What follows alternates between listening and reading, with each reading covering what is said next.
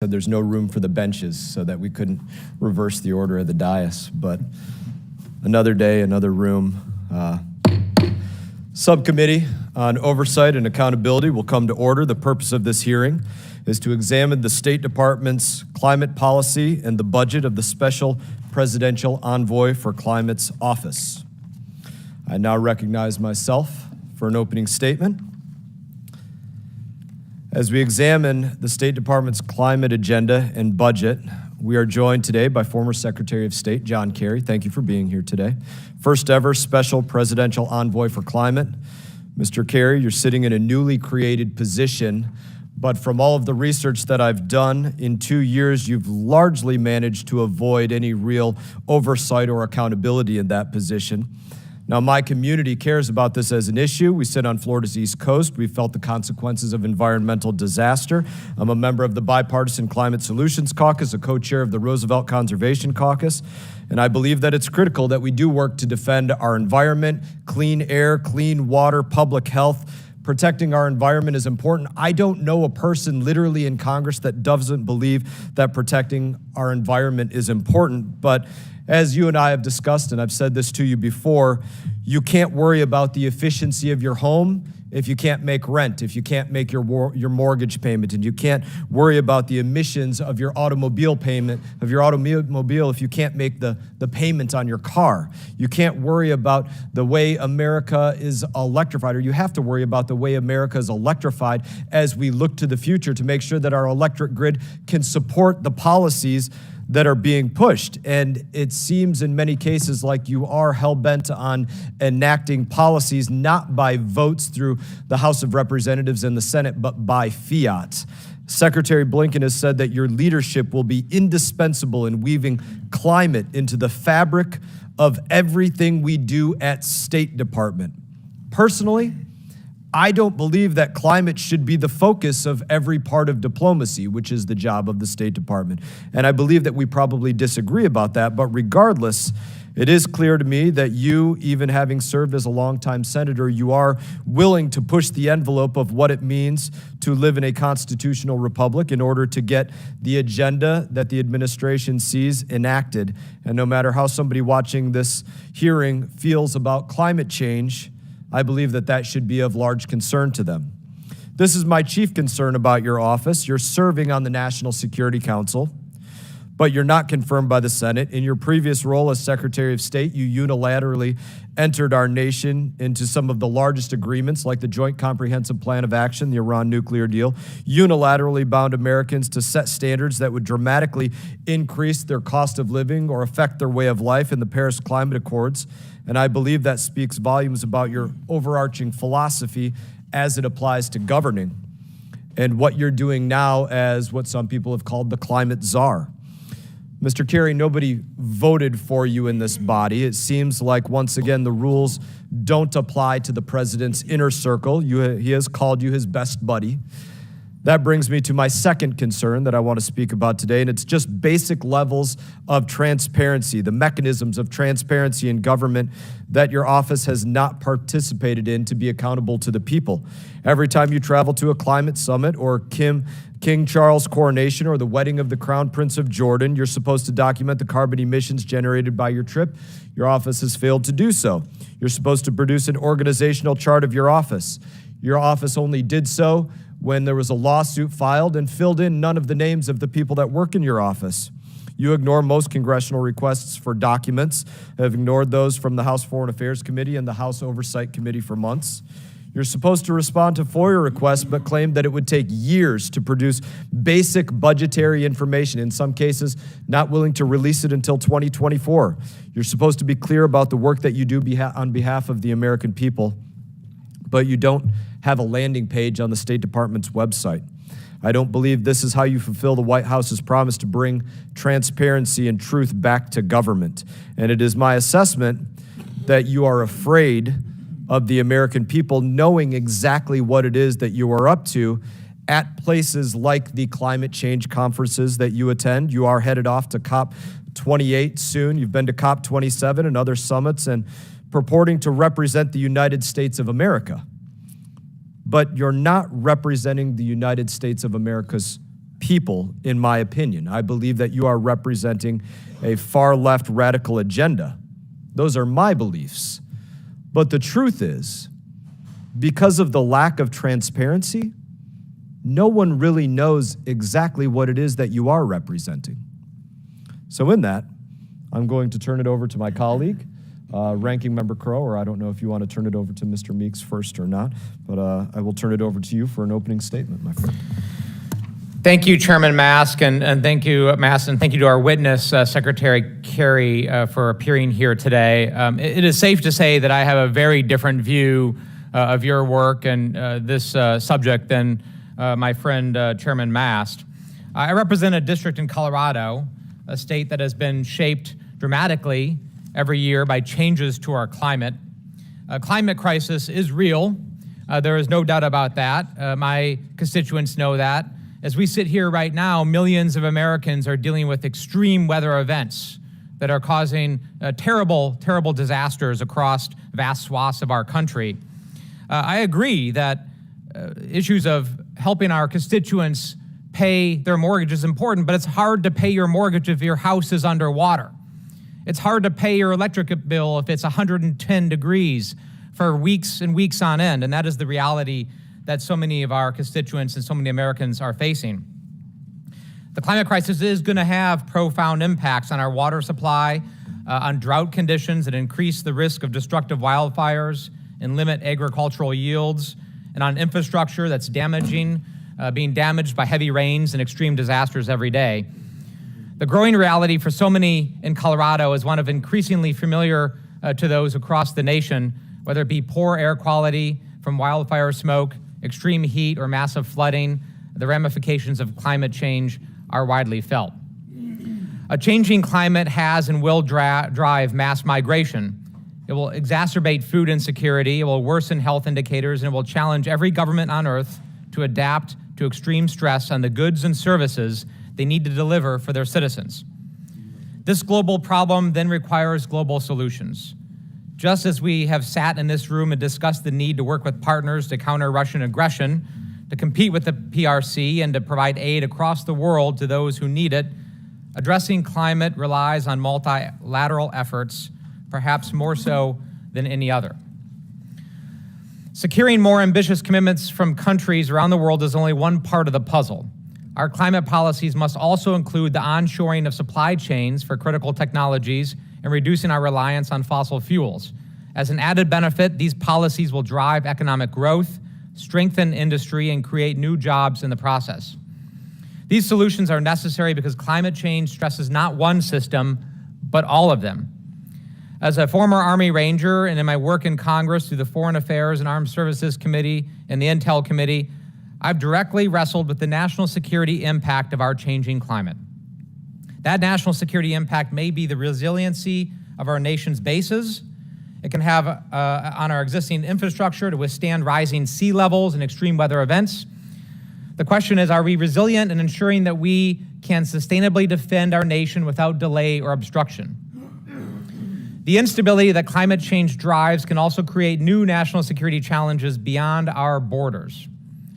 How will we respond to the millions of people across the world who lack sufficient food, clean water, shelter, medical care, functioning infrastructure, safety from conflict, and reliable good governance? The diplomacy that we need to meet these challenges head-on requires that we lead by example. The absence of our leadership would leave an open door for other nations, including China, to fill in our stead. I am very encouraged by this administration's efforts to recommit the United States to environmental protection and to bold multilateral engagement. The placement of the SBEC role at the cabinet level is a clear indicator to all that we are serious about making demonstrable gains on climate policy. The administration's re-entry into the Paris Climate Accord, various executive orders on climate change, and review of environmental rollbacks sought in recent years show that we are pursuing evidence-based policymaking across the federal government at home and abroad. So I look forward to our witness speaking to these critical concerns and answering our questions to the best of his knowledge and ability. And with that, I yield back the balance of my time. Thank you, Ranking Member Crow. We're pleased to have the chairman and ranking member of the full committee with us, and so I will now recognize Chairman McCall for an opening statement. No, thank you, Chairman Mast, for today's hearing. And let me say first, before I get into my statement, that I am working on a project, International Conservation Act. We have about 10 billionaires that want to provide, in a very generous manner, money to help us with conservation, both wildlife conservation, fisheries from China, and the rainforest, which are the lungs of the planet. And this would be a 2-to-1 match with the USG. Those are productive things. I think these self-imposed mandates that China doesn't have to follow really makes no sense to me at all. But I want to thank you, Secretary, for being here today. I know it's not always pleasant appearing before Congress, but you will remember this. Well, on the Senate side, you remember this distinguished body for quite some time. Let me just start talking about China. And I know you're preparing for a trip to China, as I understand. Is that correct, sir? Yeah. And Yes, sir. as you know, we are in a global balance of power. Competition, great power competition. They've increased their aggression in the Indo-Pacific, especially towards Taiwan. I just came back from Taiwan 2 months ago, and I was greeted by an armada of battleships surrounding the island, an aircraft carrier, and 70 fighter jets conducting live fire exercises. And then I was sanctioned the last day I was there as we departed Taiwan. And I say that not that I want any sympathy for that, other than to say it's getting very aggressive. China is getting very hostile in the Pacific, and we need to take this issue extremely seriously. I hope you will talk to them about their aggression in the region as you talk to them about climate change. I believe they're the greatest threat to our national security. I think countering China and their malign agenda should be the top priority of the State Department. And I'm concerned the administration is prioritizing their own sort of political agenda over this national security issue. When you look at China also, it's disturbing. They're not an honest broker when it comes to addressing emission reduction, as you know. They are held to a different standard than we are under the Paris Agreement. Yet they're the world's largest emitter of greenhouse gases and have shown no sign of relenting. They fire a coal plant up, pretty much every day, if not week. And in the last few years, their greenhouse emissions have exceeded those of the United States and all developing nations combined. They are the #1 offender of polluting the planet. In fact, in 2021, after pledging to show, quote, the highest possible ambition to address climate change, they added the equivalent, going back to the coal plants, of 100 coal-powered plants to their grid. Same year, China had a record of increases in emissions under the Paris Climate Accords, as you know, sir. It allows the CCP to actually increase their emissions until 2030, while the United States and other economic powers are forced to cut them. This should be an agreement that applies equally to all and not favoring China. They should not have most favored nation status.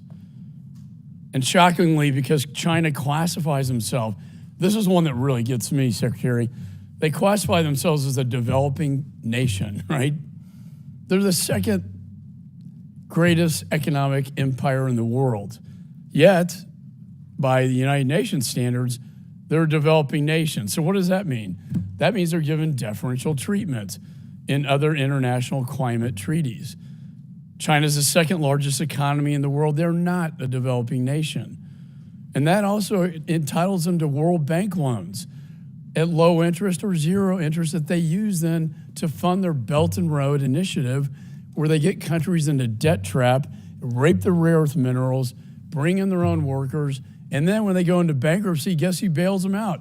The IMF, at the American taxpayers' expense. I don't know how you can negotiate with the CCP when they're knowingly abusing these global systems to avoid purposefully their emissions. And why is the administration continue to funnel so much taxpayer money to our greatest adversary with things like the UN Green Climate Fund when it's clear they have no interest in reducing their emissions? Moreover, China controls 80 to 85% of the rare earth minerals needed to produce batteries, solar panels, and semiconductors. As you testified before this committee previously, the Uyghur Muslims and ethnic minorities are forced to produce components for solar panels in the Xinjiang region of China. The Biden administration, rightfully so, has classified their actions against the Uyghurs as genocide. Genocide. Yet, sir, when I asked you a question the last time you appeared before this committee, and I'll wait till you're done with your little sidebar conversation, because it's important for you to hear this. The last time you were here, I asked you about the impact this genocide would have on your climate change agenda. And you replied, well, quote, life is full of choices, end of quote. Well, when it comes to ending genocide, there are no tough choices. And the fact that you think that it's just a tough choice and we're just going to have to let them do what they do is incredibly concerning. The United States should always choose human rights, human dignity, and human life. I'm deeply concerned the administration continues to engage with the CCP with no real results or anything to show for it. I agree you have to talk to them. I talked to Secretary Blinken. I encouraged him to engage in diplomacy with China. We have to talk to him. But we don't have to make concessions before we even get to the table. Do you know that we stopped enforcing our sanctions against human rights violations just to get a meeting with Chairman Xi?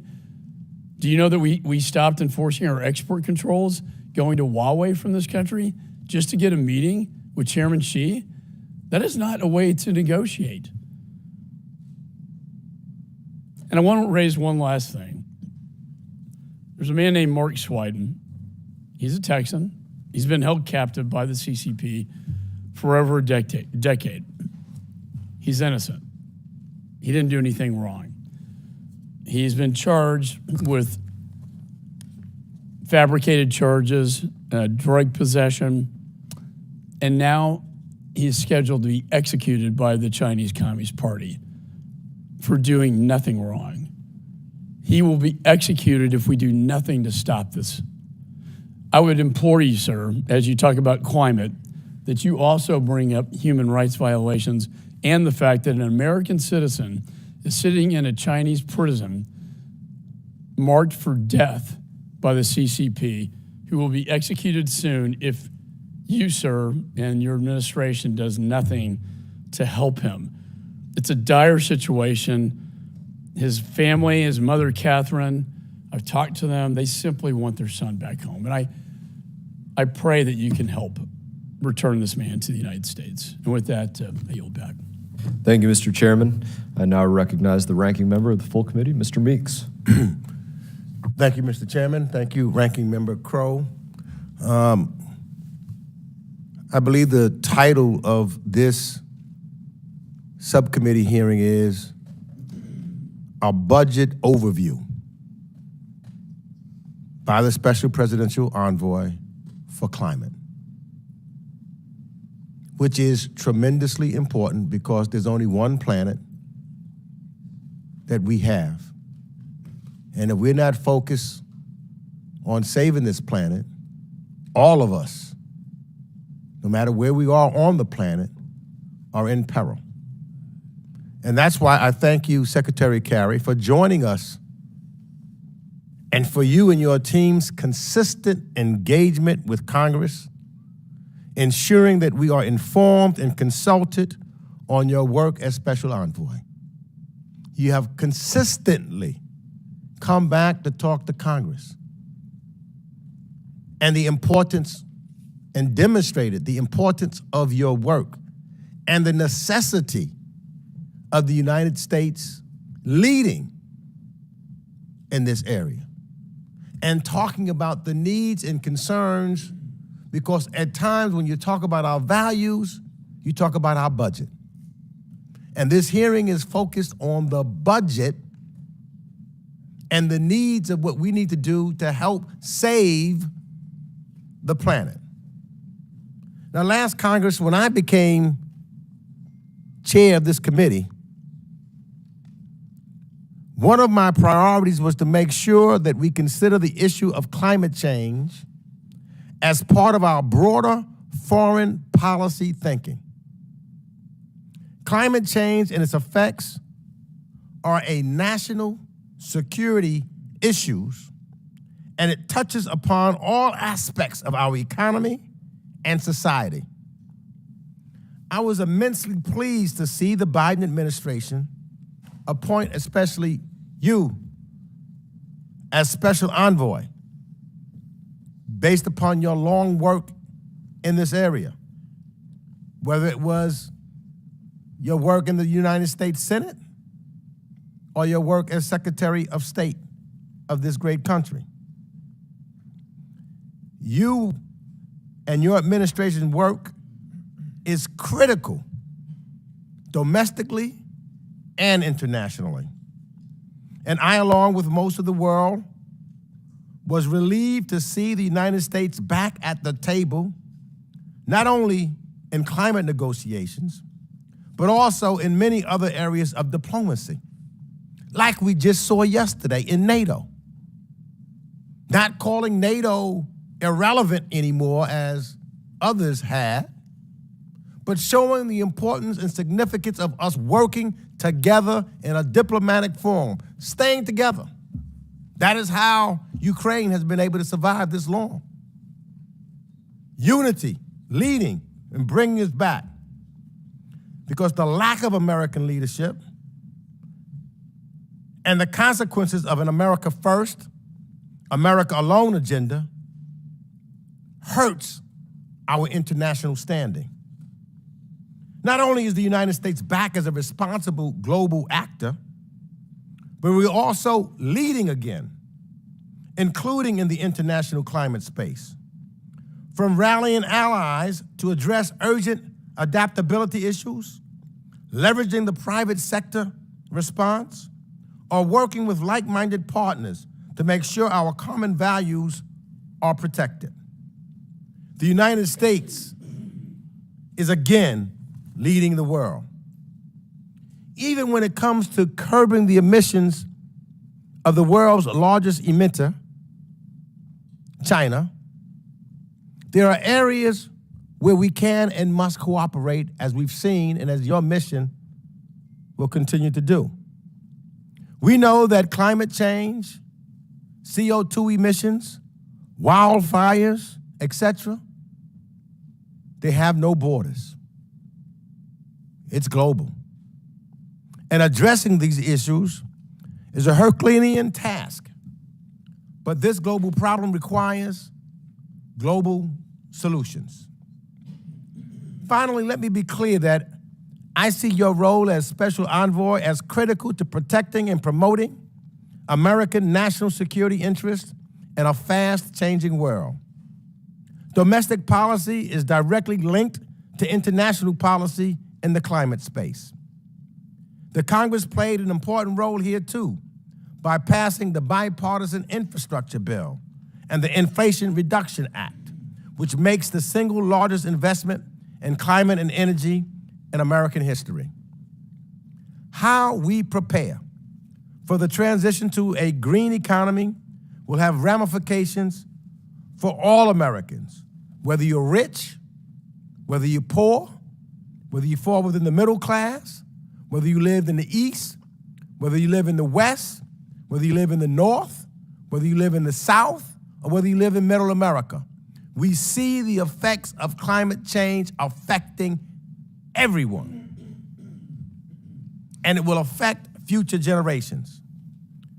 So the United States can lead the way. And I conclude by saying thank you, Mr. Secretary, for your service. And I look forward to continuing to work with you and your team on addressing this critical challenge to save this place that we call Earth. It's the only place for all of human beings, whether you like someone or don't. We share this planet. If we don't save it, if we don't do the things now, then God help us all. Thank you for your work, and I yield back. I ask unanimous consent that the gentleman from Texas, August Pfluger, be allowed to sit on the dais and participate in today's hearing. Without objection, so ordered. Other members of the committee are reminded that opening statements may be submitted for the record. We are pleased to have, as we mentioned already, a distinguished witness before us today on this topic. The Honorable John Kerry is the Special Presidential Envoy for Climate. Prior to his current position, Secretary Kerry was the 68th United States Secretary of State from 2013 to 2017, and a senator from Massachusetts from 1985 until 2013. Thank you for being here today. Your full statement will be made a part of the record. I'll ask that you keep your spoken remarks to 5 minutes to allow for time for members' questions. And just to give a warning as we do move into questions after that, members will be recognized for 5 minutes. If you get a question in before those 5 minutes are up, I'll give you about an extra minute to answer that question if they squeeze one in at the end there. I now recognize Secretary Kerry. I recognize you for your opening statement. Well, Mr. Chairman, thank you very, very much. Thank you for inviting me. Excuse me. I'm very grateful to be here with all of you. I want to thank the committee for inviting me here today to discuss the Biden-Harris administration budget, but obviously beyond the budget, issues of concern to all of you. I would just, as a point of personal privilege, say that I want to thank the chairman and ranking member Crow and anybody else who served our country in uniform for that service. And I think it's fair for me to say that I recognize how much the perspective that you bring to the challenges of public life can draw on that experience. And I thank you for being here in that way. Chairman McCall and Ranking Member Meeks, thank you both for being here and for your comments. And Mr. Chairman McCall, let me just say to you very directly that Secretary Blinken forcefully argued when he was on his visit to China about detainees, plural. And I can absolutely promise you that I will raise Mark Swyden's case, particularly with the highest level leaders that I meet with, and report back to you on what we can achieve or not achieve, as the case may be. Let me just share very quickly, because you all know what's going on internationally at this point. But the fact is, I mean, I've been following this issue since 1988 when Jim Hansen first testified to us in the Senate on a hut, I think it was a June day, and said the climate change is happening, it's here, 88. And in 92, I went to Rio with a lot of other senators and with President George Herbert Walker Bush, Republican, who signed an agreement that was reached there to deal with the climate crisis. But it was voluntary, not much happened. So we're now at COP 28, and we face an even larger crisis.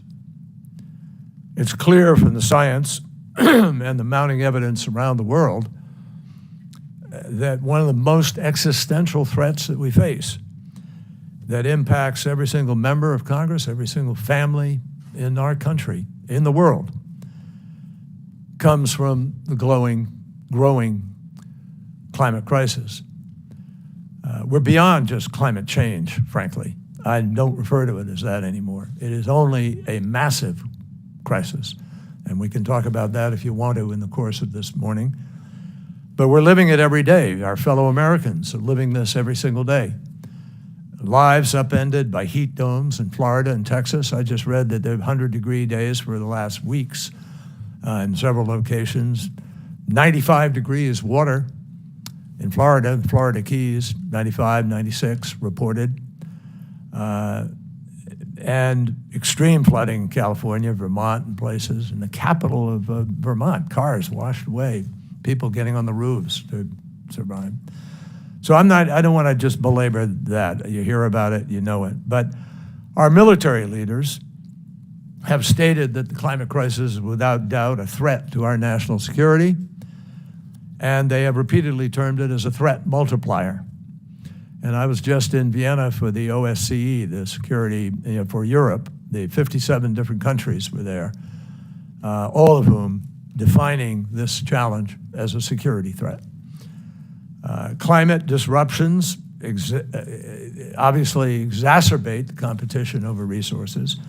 They require our military to increasingly support humanitarian efforts in various parts of the world. And here at home, taxpayers are feeling this in a growing way in terms of the extreme weather event, because every single extreme weather event comes with a big bill that we pay, not to invest in technology, not to advance new jobs in the sector, but just to clean up the mess, just to reconnect people to their electricity, rebuild destroyed homes and buildings. So with the devastation of this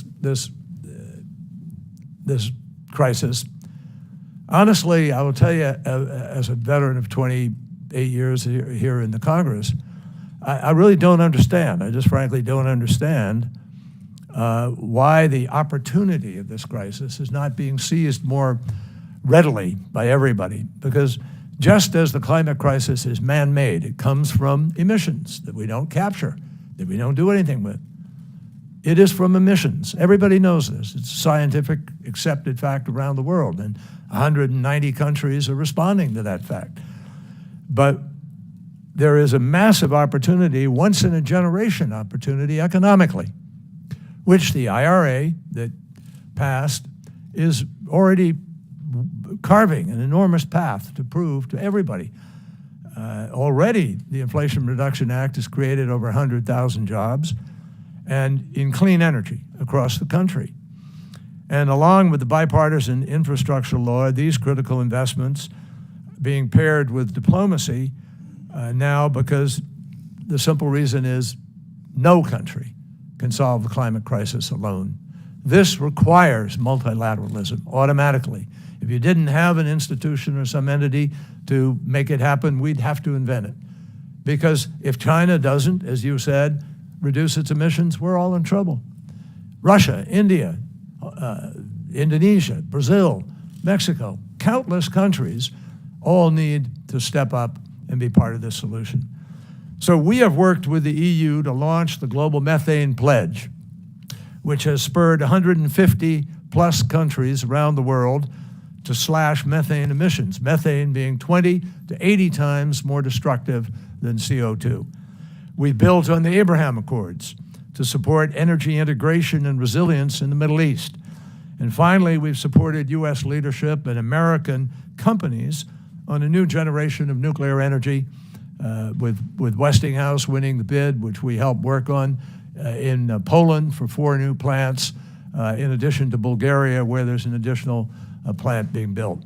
So every step forward that this administration has taken has been really to protect our national security, to strengthen our economy, and leave behind a safer planet for our kids and grandkids, and also to recognize that all of us have to be part of this solution.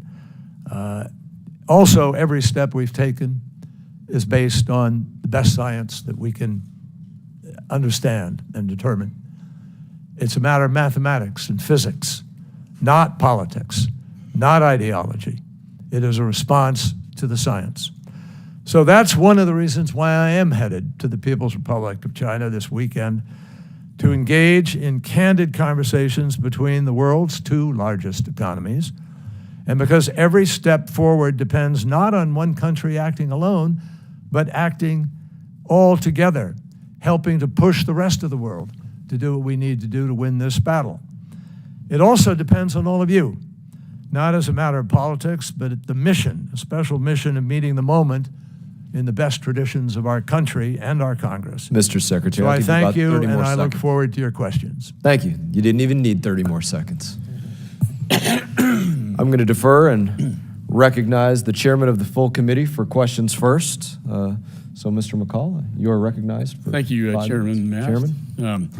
Let me say first, I always like to start on a positive note. I think, look, we all recognize we have a problem. We all want to save the planet. I think we just probably disagree on the way to get there, right? And I don't like the idea of holding China to a different standard than the United States. And that, sir, will be your great challenge when you go to Beijing, is trying to hold them to the same standards of the United States.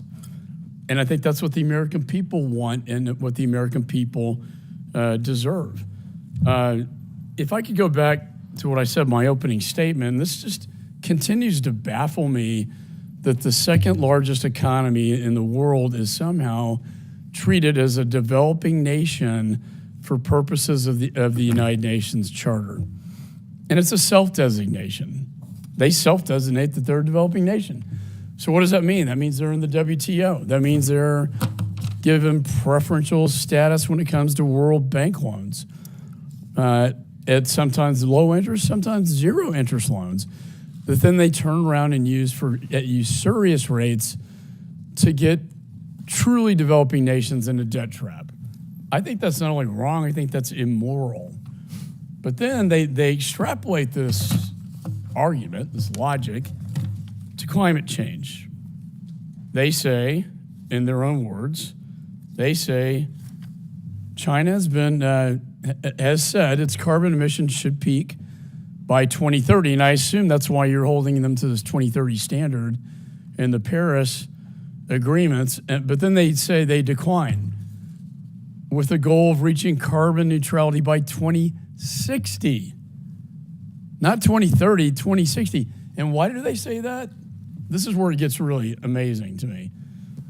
I'm an attorney by trade, and words matter. The country, the world's largest carbon emitter, has argued that it is still a developing economy and should not be held to the same standards as developed countries in reducing carbon emissions. My question, sir, is very simple and very straightforward, and I hope you will give me a good answer to this one. How in the world can the second largest economy maintain to you and the rest of the world with a straight face that they are a developing nation, giving them preferential treatment, not only to fund their Belt and Road, but to get this special designation to not comply with an agreement we have to comply with sooner, but in their interpretation, not until 2060. And sir, I'm not saying this to make anybody feel bad or be argumentative, but as you make your case to the American people, they don't understand this. If I talk to my constituents back home and say, yeah, Secretary Kerry's going there, they're trying to save the world, and it's great, but hey, guess what? China doesn't have to comply till 2060 because they lie and say they're a developing nation, self-designated, and guess what? The United States, we got to comply almost immediately.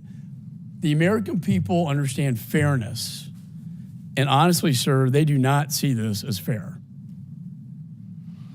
I can't disagree with that. They do not see it as fair because a lot of people are concerned about this differential in the designation. I'd just call your attention. Let me just, first of all, I wanted to thank you for the shark fin sales elimination, which has really had an impact. I've been passionate about the oceans for years, and we've had the ocean conferences, and that was one of the big issues that we had there, and that's a major step, so thank you. And also, I greatly appreciate the U.S. Foundation for International Conservation Act, Senator Coons, Senator Graham, et cetera. I think these are important steps, and they show what we can do on a bipartisan basis. With respect to this developing, it should confound anybody at this point in time. And it's one of the topics. I've raised this with my counterpart in China and others. Now, we are at a point in the process of the meetings that are annual under the UN process where there's going to be a revisiting to that within that process. I think it's next year. And we've already been talking with people because we're going to need to find a way to put more money on the table, concessionary funding, in order to attract some of the private capital that is necessary. Because in the end, no government's going to solve this problem. This is going to be solved by the private sector. And the private sector is already massively engaged. We have a record amount of money moving into venture capital. We have a record amount of money that is targeted for investment, but won't deploy without our ability to be able to reduce some of the risk, which is something my office, our office, has been working on very, very diligently. And I know my time's before the chairman gavels me down. I don't like to be gavelled down. I'm a chairman, so. but let me just say, if you could walk away from this summit with just that one result, to take away their developing nation status, sir, I can't tell you how significant that would be to the rest of the world for a lot of reasons. And you know it's not a fair designation, it's a self-designation. And correct, but can I say to you, Mr. Chairman? If I could have your assurance you're going to bring it up. Yeah, look, I understand that. Let me just be frank with you. That's not going to happen in this visit.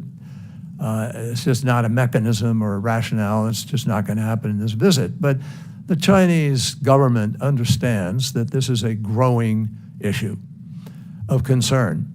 And I just respectfully would say to you, this comes out of, I mentioned 28 COPs, and I've been to too many of them.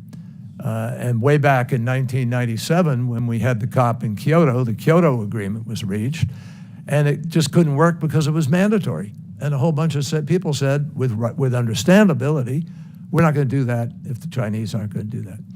So what's happened is we've been deadlocked until Paris. The breakthrough in Paris was, okay, let's not continue to do nothing because of this designation issue. Let's at least get every country to agree to sign on to something. And what's happening is, around the world, this has had impact. And it's actually working better than you might think, but not yet addressing the question you've raised. Thank you, Chairman. I now recognize Ranking Member Crow, who I believe will recognize Ranking Member Meeks. Yep, we're following the protocol. I recognize Ranking Member Meeks. Sounds like spies like us, right? Doctor. Again, I thank the chairman and the ranking member for allowing both the Chairman McCall and myself to ask our questions and be able to make opening statements. And I think that where I wanted to go was right, which you were talking about when you dealt with the Paris Agreement. I was at several COPs myself, and the last one in particular, because as I look at this, it's the United States, but it's also the rest of the world. And so I'm interested in making sure, and I'm an admitted multilateralist, I feel that we've got to look at it and make sure that we're engaged with our allies and friends, and even at times our adversaries, to get things done and to accomplish things. So I was curious to see what your answer would be now that the Biden administration has re-entered into the Paris Agreement. What kind of response have you gotten from our international partners that we are back into it? Because I think collectively we got to deal with China, collectively we got to deal with other emitters like ourselves. How have you been received, and what do you think that to the benefit of us re-entering? Well, Mr. Ranking Member, without patting ourselves on the back too much, I do want to say that President Biden's immediate reentry on the day of his inauguration and creation of this particular office, and the commitments he's made, the fight he has been fighting to get the Inflation Reduction Act passed. It's an historic piece of legislation.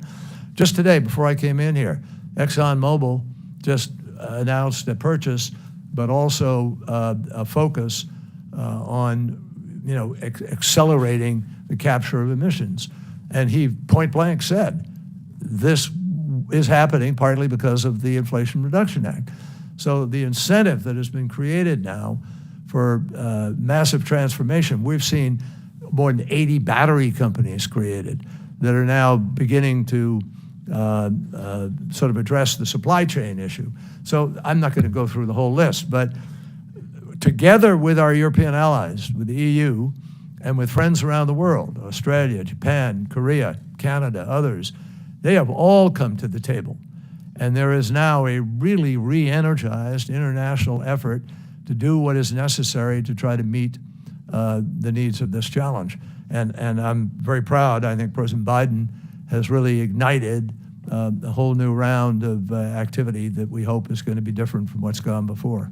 So over the last couple of days, particularly in regards to what just took place at the NATO summit, there was a question about the durability of the United States commitments to Ukraine. I'm wondering what, if any, the questions that you've had with allies with reference to the durability of the United States commitments to the climate, the issue of climate change. I want to stop saying climate Mr. Ranking change. Member, that is a great question and very, very relevant because I hear it all over the world.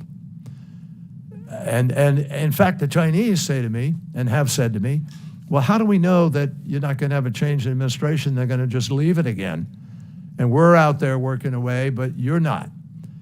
And we have yet to produce the $100 billion that was promised for less developed countries to be able to make the transition. We believe, hopefully, that can happen this year. But, and my answer to those people is not a political one. It's an answer that I think is based in the reality of the American marketplace and the world's marketplace.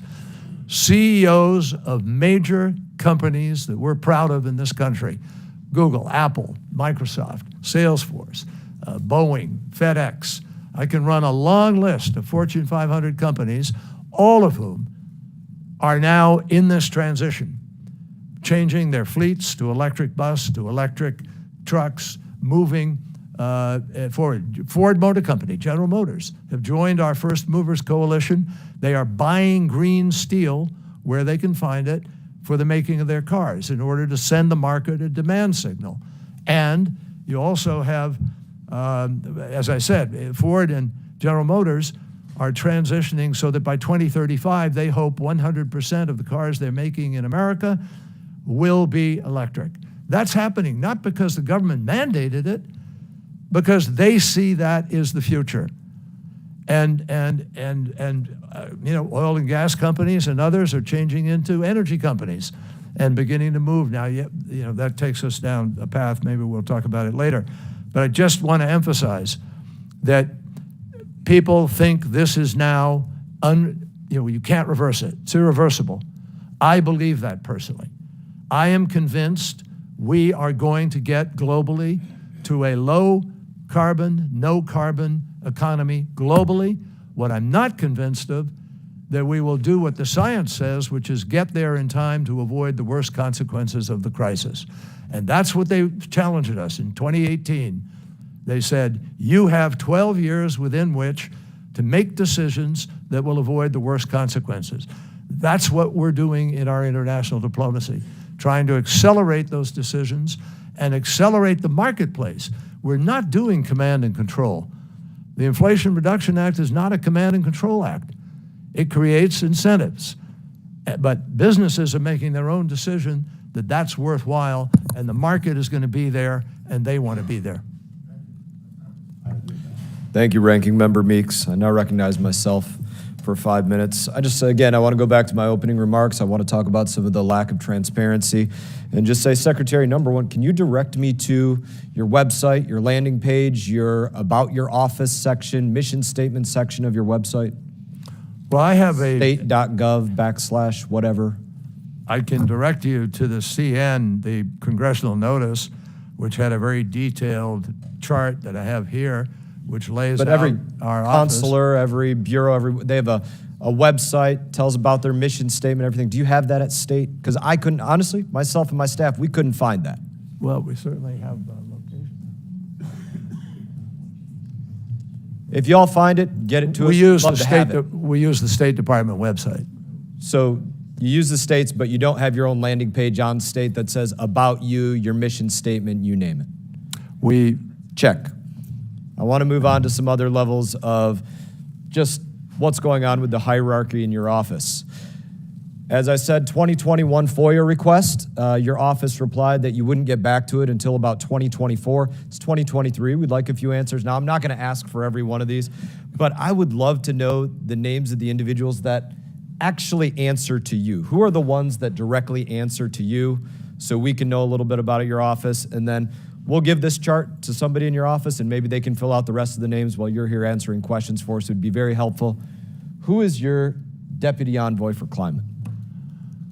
I have two deputies, and they are well known. They're very experienced people, Rick Duke and Sue Biniaz. But I'm not going to go through all the names. Rick Duke here. and who? Mr. Chairman, Sue Biniaz, who's one of the most experienced negotiators in the world. Is Mr. Chairman, your let me just say to you, principal deputy? Mr. Chairman, I'm not going to fill them in here in this way because that would be a violation of our process within the State Department. You're not going to tell us who's I'm not working going in to your go office. through them by name because that is not the required process of the State Department. Who's the principal deputy for climate in your office? As I just said to you, Mr. Chairman, Who's the chief of staff? I am going to go through the normal process. Now, an algorithm kicked out that date, the one you're referring to. I'm not going to a argue human about being. it, Mr. Kerry, Secretary Kerry. I'm not going to argue about it. You said you're not going to answer. You're not going to answer. It's par for the course. No, I'm like going to I said, answer there was a through FOIA the request. process. 2021 said it wasn't going to be answered until 2024.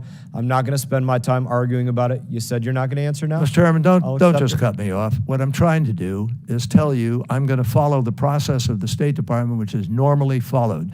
Where there are circumstances requiring that someone know who the person is, the State Department has complied and done that. Every office, Where every there is consular, not a every bureau, requirement they have a that they- hierarchy. You where go there into is a not a military base, requirement- it says Joe Biden, it says the secretaries, it says there's a hierarchy. This is standard practice for government. We I'm not gonna have argue that it's presented not standard with the practice. You've been it congressional long enough. notification I want to the point another creation arrow of on this my chart office. here, Mr. Secretary. We Can you just help presented us out? that Do you answer. answer to the executive office of the president, or do you answer to Secretary Blinken? Because I have emails I from respond directly to the President of the United States, but directly with- to the president. That is correct, but with Secretary Blinken, completely informed and aware of everything that But we're you doing. don't answer to Blinken. Thank you. It's good. We just need to know for basic levels of transparency and understanding how this works. I want to go to a couple of questions on policy. It was said by my colleague, global problems require global commitments. And I want to go to some of the global commitments that you might be looking at in COP28 that were looked at in COP27. And I want to understand if you're committing the United States of America to these policies or yes or not. I'm going to just let you know these are simple yes or no questions. I know you've researched them well. I've researched them well. We don't need an explanation of them here. So just number one, cross-border carbon trading. Are you planning at COP28 to commit, this is the number one issue there along with climate reparations, do you plan to commit America to cross-border carbon trading, as my colleague put it, in global commitments? There's no current proposal or plan that's been agreed to which would require us to do that. Do you plan on working on a global plan for cross-border carbon trading? We're exploring with a lot of countries what the various approaches might be, and President Biden has charged us to examine cross-border adjustment mechanisms in order to understand how we can deal with the question of very carbon-intensive produced goods coming into our country, where our folks are trying to reduce I'll emissions. put yes, but say it's a maybe because you didn't answer completely affirmatively. I'm going to ask one more question. Well, then though, you make this a in my game. time. If you're turning that into yes when I didn't say yes, you're playing games. You Mr. said it's Chairman. a maybe. You didn't say no. I didn't. You say- Well, why don't you create a maybe and put it up there? Next time I will create a maybe. We'll put it in yellow. We'll put the yes in green and the no in red, and we'll put a maybe in yellow. Next time we'll do that. I do want to get to one last question. I'll give you a little extra time, ranking member, and that's on this one because I know it's another major priority for COP, and that is, are you planning to commit America to climate reparations? That is to say, we have to pay some other country because they had a flood or they had a hurricane or a typhoon No, or a wildfire. under no or something. circumstances. Very good. I'm glad to hear you say that. I do have a no. Why I'll don't put it you up create there. an exclamation point beside it too, so you can get. I will write in an exclamation point for you, Okay. and I'm glad that we have agreement on that. I don't know if my black pen will work. We'll see. There we go. There's your exclamation point. Ranking Member Crow, I yield you 5 minutes. Thank you, Chairman. Secretary Kerry, I'm not planning to game show this. I don't have a board because that's good theater, but it's not good legislating, and it's not necessary oversight in my view. Nor am I going to ask any member of this committee who their scheduler is, who their comms director is, who their staff assistant is, because that's not how this works. And we all know that, actually. And before you were cut off, I believe you were about to say, and I'll give you an opportunity to actually complete what you were going to say, that you're going to follow the regular process and respond to the chairman's questions. Is that accurate? Yes, not only are we going to follow it, I believe that about 600 pages were delivered yesterday or the day before yesterday in answer. Look, there are a lot of requests that come in. There's a massive amount of requests and a very small office. And we have there are two tracks that we address. One is the oversight. We have oversight committee, oversight personnel. They are the ones who are responsible for that. I don't literally touch that. It goes directly to that office. The second track is through the FOIA track, where there is a formal process with an office in the State Department for FOIAs, and they are responded to as fast as they can be. So, you know, if we could, I think our staff budgets were cut last year, not to mention, if we could get additional funding, we can have people speed it up. Yep, I appreciate that. And I, for one, have found you and your office to be nothing but transparent and forthcoming and cooperative, and there's no doubt in my mind that you'll continue to do that. But this is serious stuff, putting aside the graphics and the back and forth here, and there's very serious strategic competition at play, because the People's Republic of China is moving extremely aggressively in areas of the global south, South America in particular, and engaging with countries. They're trying to move them into their sphere of influence on the issues of climate, on the issues of resiliency. I've had a lot of discussions with leaders in South America who said, you know, we'd love to partner with you on this, but you're not coming to us as aggressively as China is in some instances. So could you just speak to the importance of the United States in leading on this and continuing to double down on this issue from a strategic competition perspective? Well, this is the largest, this opportunity to transition to clean energy is without doubt the largest economic opportunity the world has seen since the Industrial Revolution. Bigger by far, even not necessarily in impact, well, I'm not even sure I can say that, with respect to the technology revolution, because technology is going to be a critical component of what's happening. You've got huge investments taking place in green hydrogen, huge investments taking place in direct air carbon capture. A major company, Occidental Energy Company, is pursuing that, all in on direct air carbon capture. Others are trying to do other forms of capture and utilization and storage. Batteries have made remarkable progress. That's going to continue. The cost of solar and wind is now almost literally negative. I mean, it's come down so far that it is, you know, almost the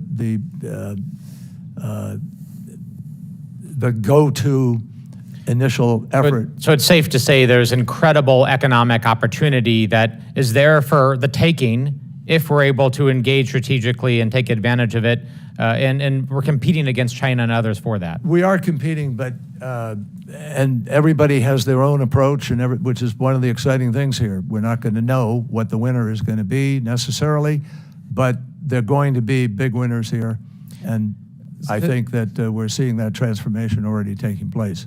And in the limited time, I want to push back on this fallacy, as I believe it, that it's a sign of toughness. Some people will think that it's a sign of toughness and strength to walk away, to quit talking, to quit engaging, even if we have areas of mutual interest with some countries, of which we have very real concerns and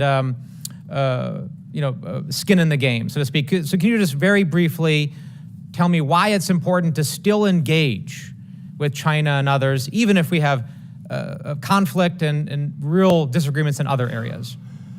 Well, the administration is determined to try to stabilize what has been, particularly recently, a very unstable situation. And the president is obviously concerned, as I think most people are, about the potential for mistake, the potential for something to inadvertently drag us into an open, hot conflict where up until now it's been, sort of in a more reserved fashion. I think that that those who are involved in that side of the fence, and I'm not, I am dealing only with the climate.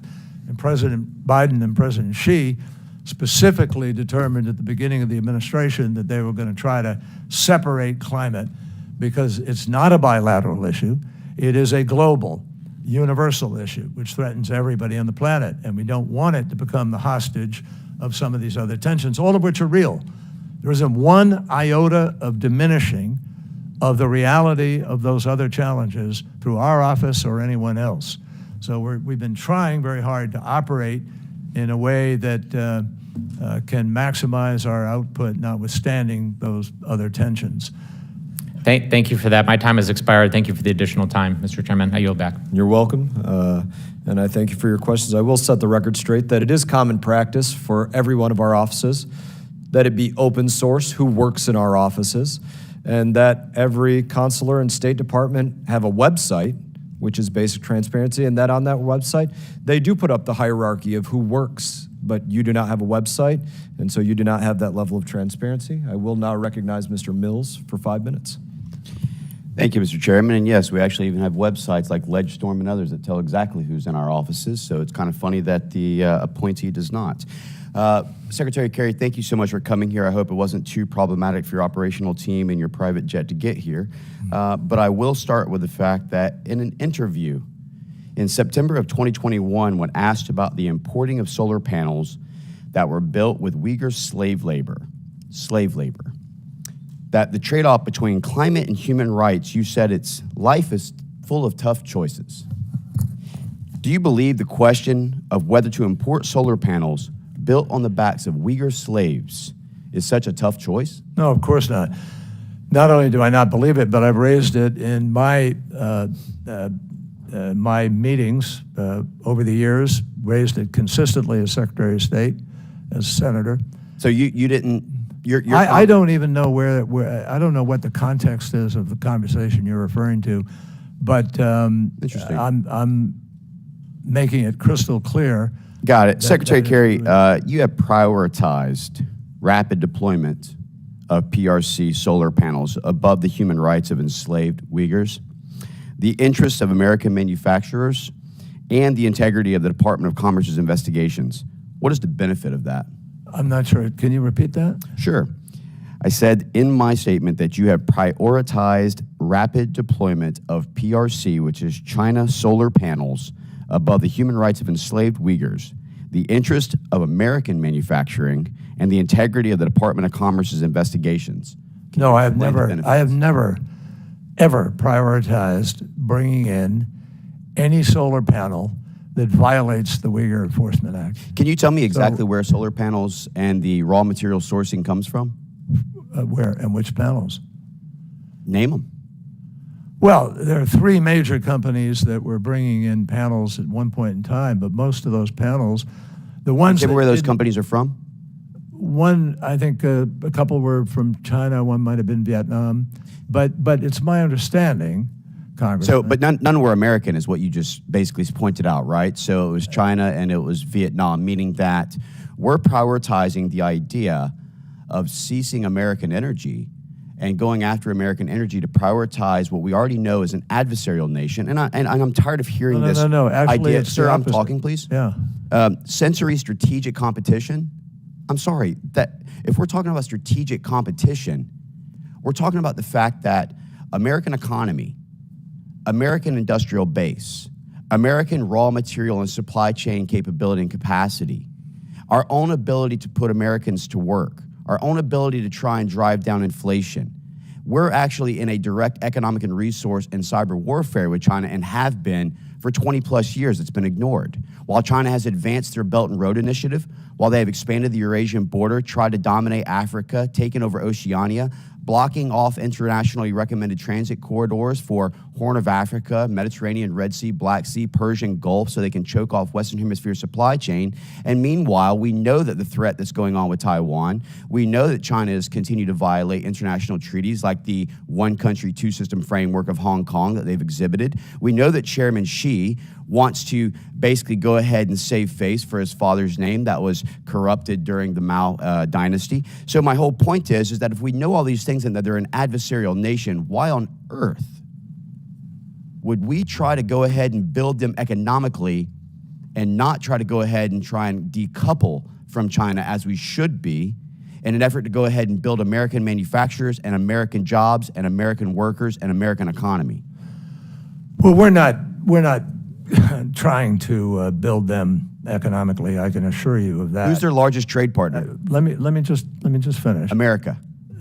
Yes, but most economists, most investors, most people who have studied this issue very carefully do not believe it is possible to totally decouple from China. It absolutely is, sir. And I can tell you that if we would utilize things like seabed harvesting for our raw materials, if we would look at the understanding of what we can do as a nation from LNG, from fracking, from our oil and gas. We're doing all those things. I can tell you the biggest thing is we're not going to get away and start having tanks that are EV. We can go ahead and plant on the battlefield our chargers for Tesla prior to us deploying into war. But I'll just finish with this. This solar emergency that we keep talking about and the preemptively directed commerce to suspend tariffs on solar imports from 4 Southeast Asian countries, Malaysia, Cambodia, Vietnam, and Thailand for the last 2 years.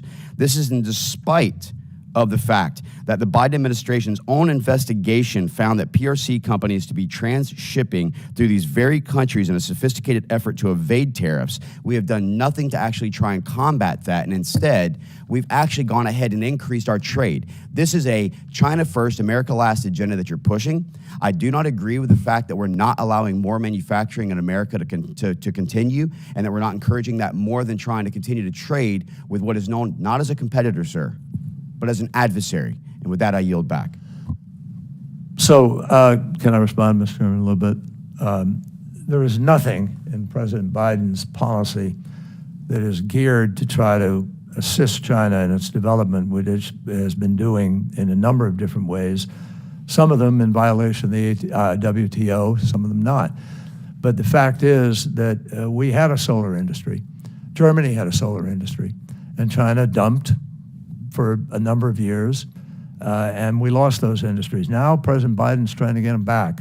That is the entire purpose of the Inflation Reduction Act, and it's working. It is creating a new supply chain here in our country. In addition to that, the Uyghur Act is being enforced. It's being enforced, and there are countless panels not coming into our country because the border and customs folks have been enforcing that act.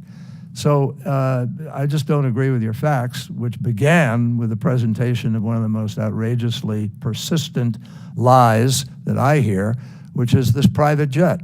We don't own a private jet. I don't own a private jet. I personally have never owned a private jet. And obviously, it's pretty stupid to talk about coming in a private jet from the State Department up here. Just honestly, if that's where you want to go there. Believe me. Chair now recognizes Mr. Kim for 5 minutes. Chair now recognizes Mr. Kim. Okay, thank you, Mr. Chair.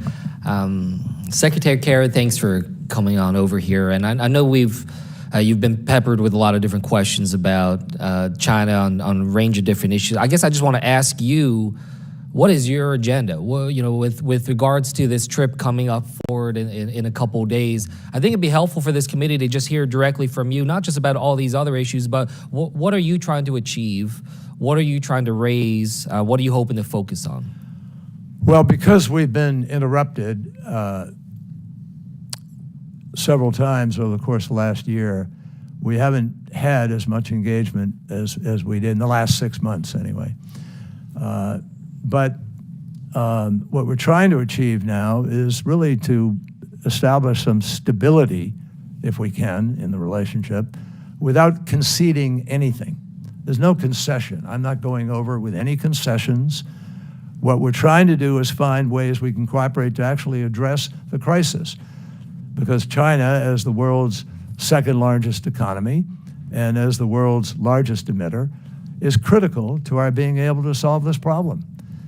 It would be malpractice of the worst order, diplomatic and political and common sense. Are there certain issues that you feel like right now can be places where that conversation We build up? hope, that's a good question, Congressman, thank you.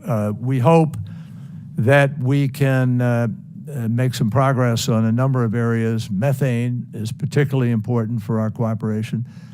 China agreed to have a methane action plan out of our prior talks in Glasgow and again in Sharm el-Sheikh. We hope that that is something we can make progress on. We hope we can make progress on the transition away from coal.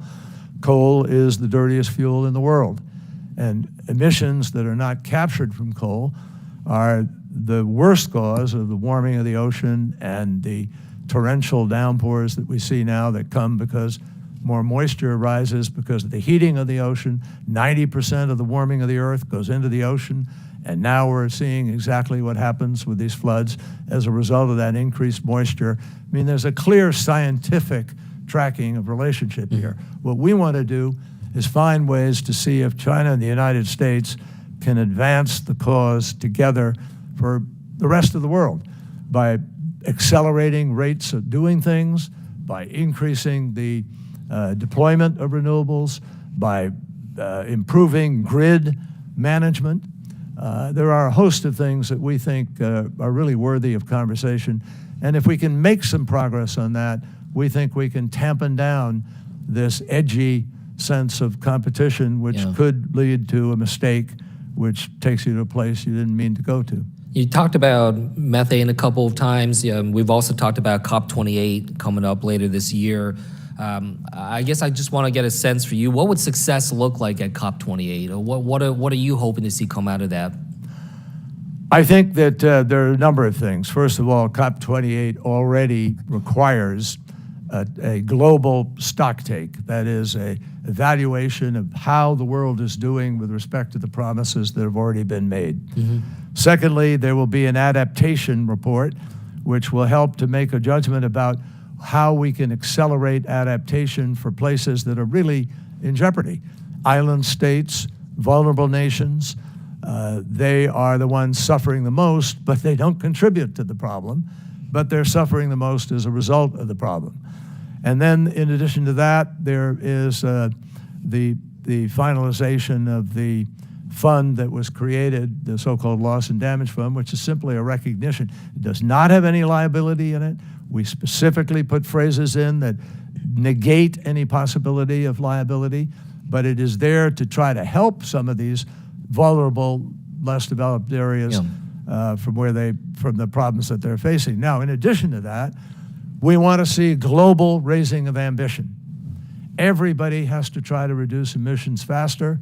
We have set a very ambitious goal under President Biden's leadership. We're at 50 to 52% reduction in emissions, hopefully.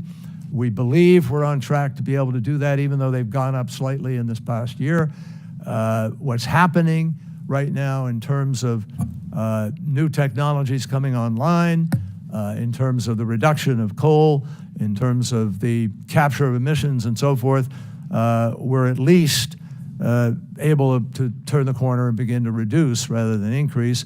And we think we can meet the targets that we've set, which can help keep 1.5 degrees as the limit of the warming of the planet. Thank you. Thank you. Mr. Chair, I yield back. Thank you. And I will now yield to Mr. Moran for 5 minutes. Thank you, Mr. Chairman. Mr. Secretary, you said earlier, this is a quote I wrote down when you were answering a question from one of my colleagues. We have 12 years within which to make decisions to avoid the worst consequences of climate change. In regards to that quote, then my question would be, what is the U.S. doing to force China to reduce its CO2 emissions?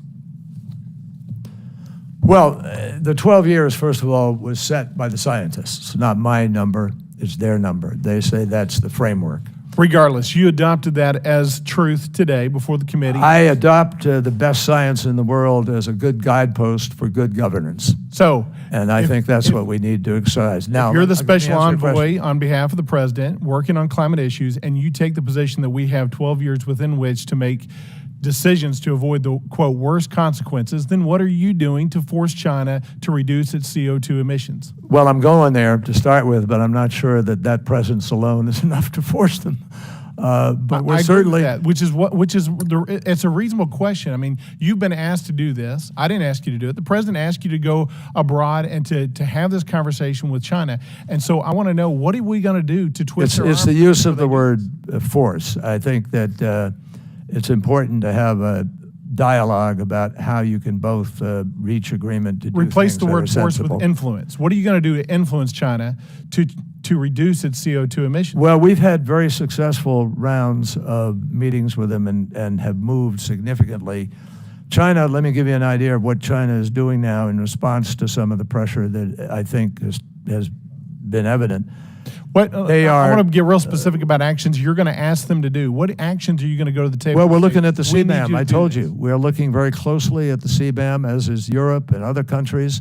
We're looking at other ways to be able to try. But our preference is to have China say, yeah, that makes sense. But Let's see if- China hasn't, because in the past decade, as you know, we've reduced emissions here in the United States, but in the same time frame, China's emissions have increased. All the while, they continue to say, we're working on it. And all the while, you continue to go over there and ask them to work on it, but we have not seen real deliberate action on their part to match the U.S.'s efforts in this regard. Is that correct? We have actually seen some action which isn't evident to everybody because they don't advertise it. But I'll tell you what's happening. Let me just answer your question. China is manufacturing and deploying more renewable energy than all the rest of the world put together. That's what they're doing. China right now has about somewhere in the vicinity of a couple of thousand gigawatts, but they're now going up. And by 2030, our judgment is China may well be around 2,200, 2,400 gigawatts of renewable. The pollution that's coming out of China far Correct. exceeds. That's exactly why we're working at what we're doing. And you because- said yourself, quote, earlier, this is a global, universal issue, and we don't want it to become captive to other issues. But I'm curious, when you say that, if you're ignoring these other issues, like my colleague brought up here, human rights issues, would you agree that human rights issues are also global, universal issues? Absolutely. But you want to keep them separate when you're talking to China, is what you said earlier. Is that true? What I said is, no, we don't keep them separate in terms of our priorities. No, that's exactly I go what you there, said. You said and President I Xi go- and President Biden agreed at the outset to separate out the climate issue Correct. so it wouldn't get caught up in these other issues. Correct. So were you correct? That then? doesn't mean you don't talk about them, Well- but it means that they're not going to become showstoppers so that they're playing one off against the other. I'll give you an example. We don't trade any component of any of those other issues for what we're trying to do on the climate front. On the climate front, we've agreed we will deal with that, and we have to find a pathway forward. And there are others, the Assistant Secretary of State, the Secretary of State, the NSC, who deal directly on those other issues. What Okay, we're and I trying to presume that you're you know what we're having- trying to do? We're trying to make sure that you don't have to worry that John Kerry is going to give away some right on human rights in order to get what he's trying to get. So on I get climate. that, and I presume So that's what we're I doing. presume that you're going to have conferences with your counterparts that are having those discussions on those other issues, and that President Biden has said to you and those others which one is more priority over the other. So my question would be: is human rights the bigger issue? Is the slave labor coming out of the Uyghur Congressman, people this a bigger administration issue, or is is it the capable of climate keeping change? all its priorities on the table and of treating all of them simultaneously. But we don't have to wrap them up so one becomes hostage to the other, or you don't make progress. You plan to You got hold about- China accountable if they do not follow through with the activities that you're going to suggest and to reduce their emissions, because they're able to get ahead of our economy by producing many more emissions and having less regulatory action on their businesses than we are here in the United States. And we don't want that to happen. That is precisely Then how are you going to why- hold them accountable? Because that's exactly why President Biden has asked us to examine the countervailing. I have never measures. seen an examination hold anybody accountable. We need action to hold Well, them that's accountable. exactly what's happening, and you've got several senators. You have some in the House. I believe there are a number of House members who are looking at the border adjustment mechanism. I know Senator Coons and some others in the House, Senator Whitehouse, have different plans for how to do that. This is gaining, I think, some steam legislatively because people are frustrated by what is happening. So, you first got to come up with the legislation, and somehow it's got to pass the U.S. Congress writ large. So hopefully we can get there. We don't legislate China, but we need to hold them accountable. No, but you can legislate a CBAM. Chair now recognizes Ms. Dean for 5 minutes. Thank you, Chairman Mast, Ranking Member Crow. Thank you, Secretary Kerry, for being here and for your decades of varied and rich service to our country. As you point out, and as the world knows, the climate crisis is a global problem requiring global solutions, international cooperation. So you are extraordinarily well suited from your passion for this subject, for your passion for this country and our world, to be in the role you're in. We're lucky to have you. And I thank the administration for on day one, returning to the Paris Climate Accord, which the former president in June of 2017 walked away from. What a shame for our country that happened. And I really speak to you today, not just as a legislator, but as a mom and a grandmom. I've got 4 grandchildren, and they're seeing the effects of climate change with extraordinary storms, smoke filling the atmosphere and hurting our eyes. In August of 2021, a crazy Hurricane Ida came up right through suburban Philadelphia, the 5-county area. Massive flooding, tornadoes, unprecedented for our area, suburban Philadelphia, and extraordinary loss and damage. I want to just draw a contrast because I absolutely share your opening thoughts about the opportunity in this moment, the absolute challenge of it, the crisis in front of us on so many fronts, but today we're talking about climate, but the unbelievable opportunity. I have the honor of serving on the Regional Leadership Council. We're working directly with the administration for the Invest in America bills to bring these investments to every single one of our communities.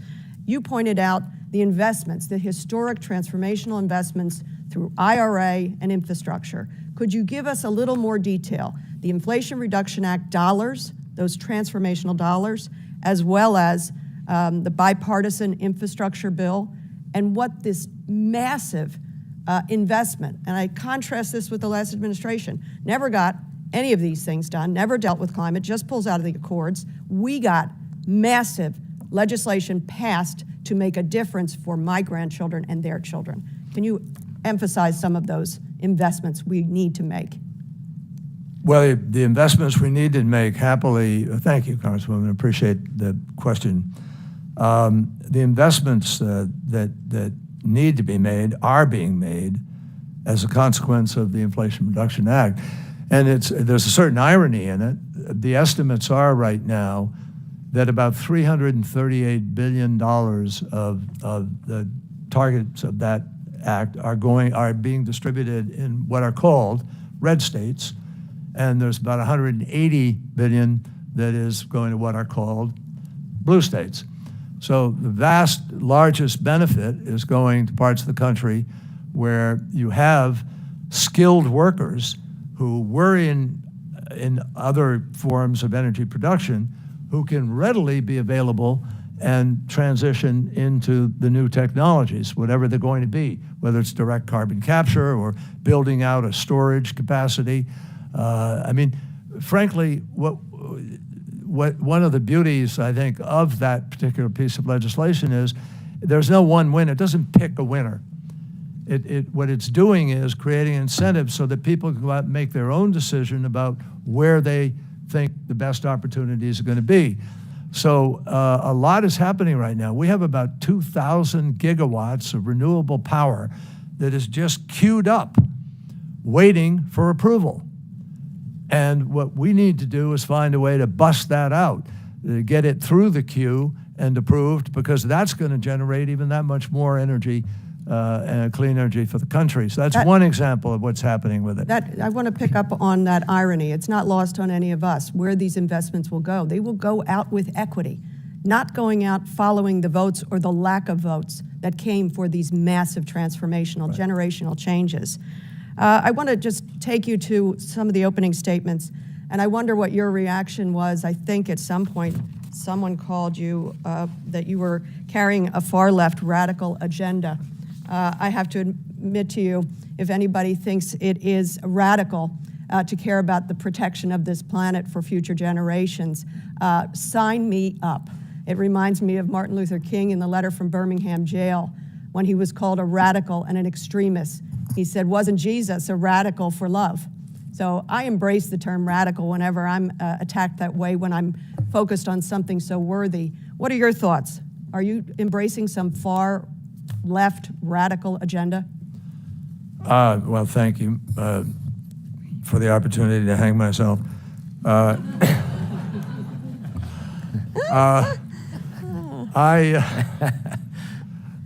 I think I am pursuing common sense for political right, political left, Republican, Democrat, because as I said, what we're looking at is something that is human created.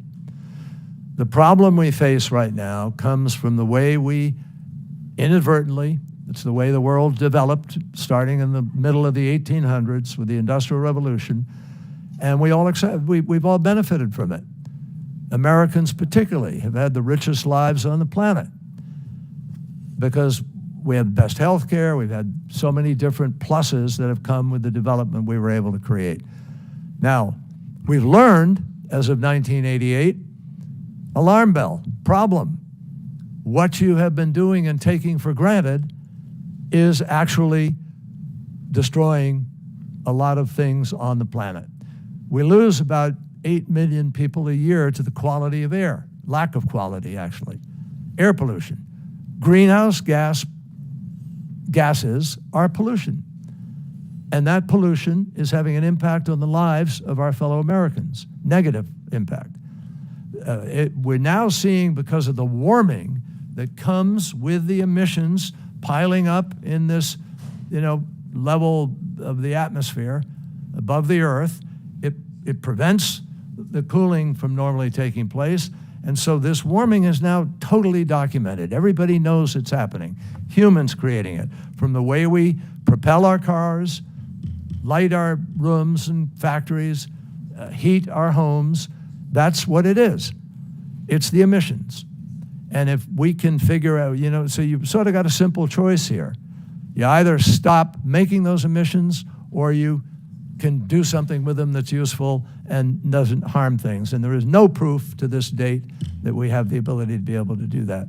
Thank you. Chair now recognizes Mr. Perry for 5 minutes. I thank the chairman. Thank you, Secretary. In an attempt to get to net zero by 2050, do you support the administration's goal of cutting U.S. emissions in half by 2030? Yes, I do. Secretary, in 1997, the Senate voted 95-0, including you and then Senator Biden, in favor of the Byrd-Hagel resolution, which resolved that the U.S. shouldn't cut emissions until China, Mexico, India, Brazil, South Korea, and other so-called developing nations cut emissions as well. Do you remember that? I do very, very well, because I was managing it on the floor of the Senate. Since 97, have emissions from China, India, and Mexico all increased?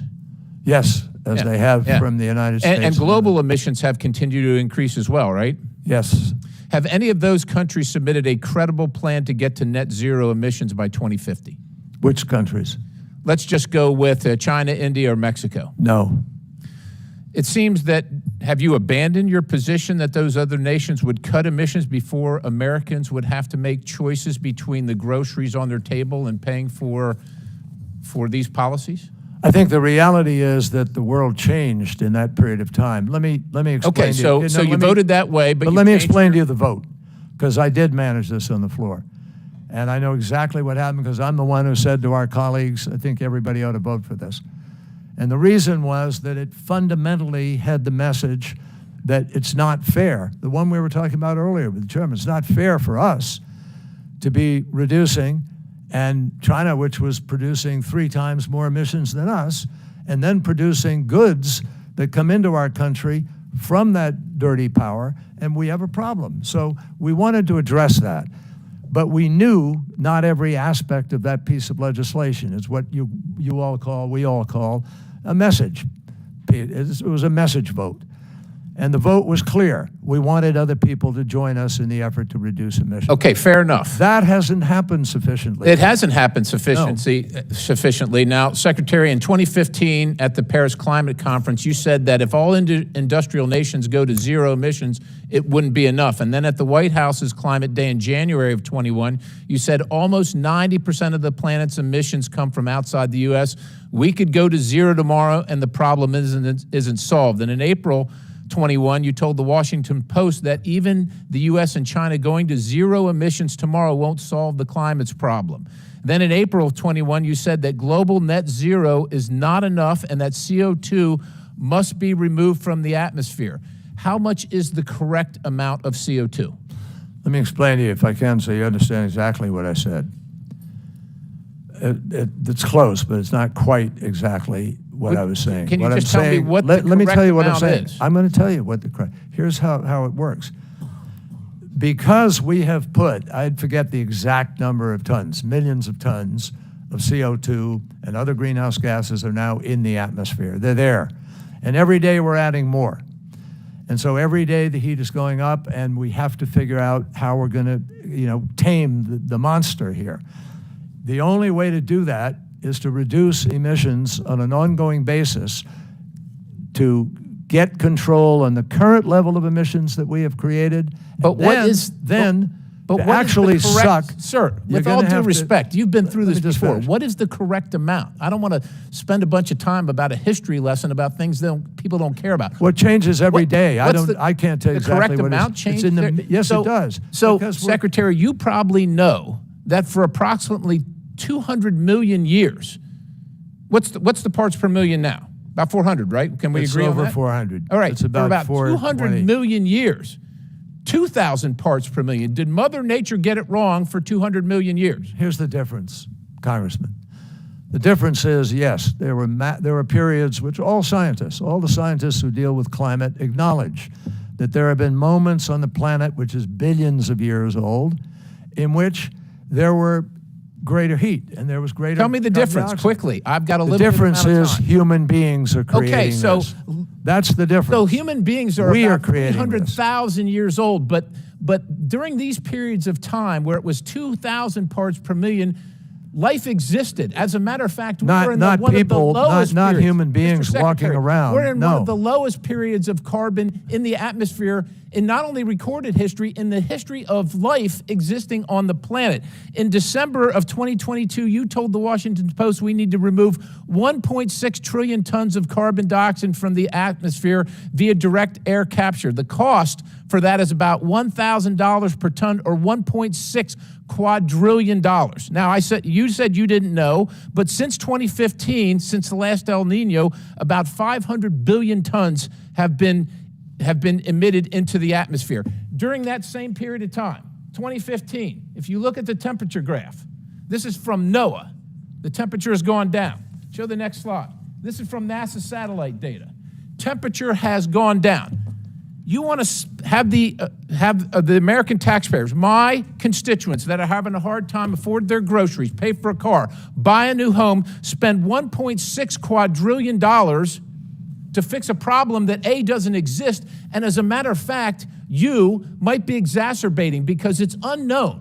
It is unknown at this time the low level of carbon dioxide in the atmosphere that might actually destroy life, because plant life all depends. As you know, Secretary, plant life all depends on CO2, and when we kill it, then we're done too.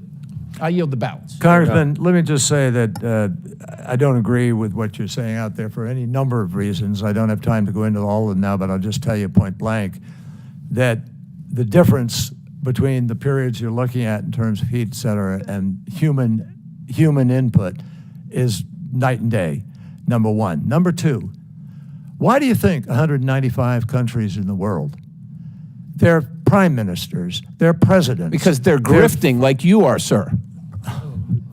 That's a pretty shocking statement, that you believe that all the scientists in the world are grifters, honestly. Not all scientists agree with you, Mr. Secretary. 98% of all the scientists in the world. Science isn't about agreement. It's not about consensus. You know that. Chair now recognizes Ms. Sherfilis McCormick for 5 minutes.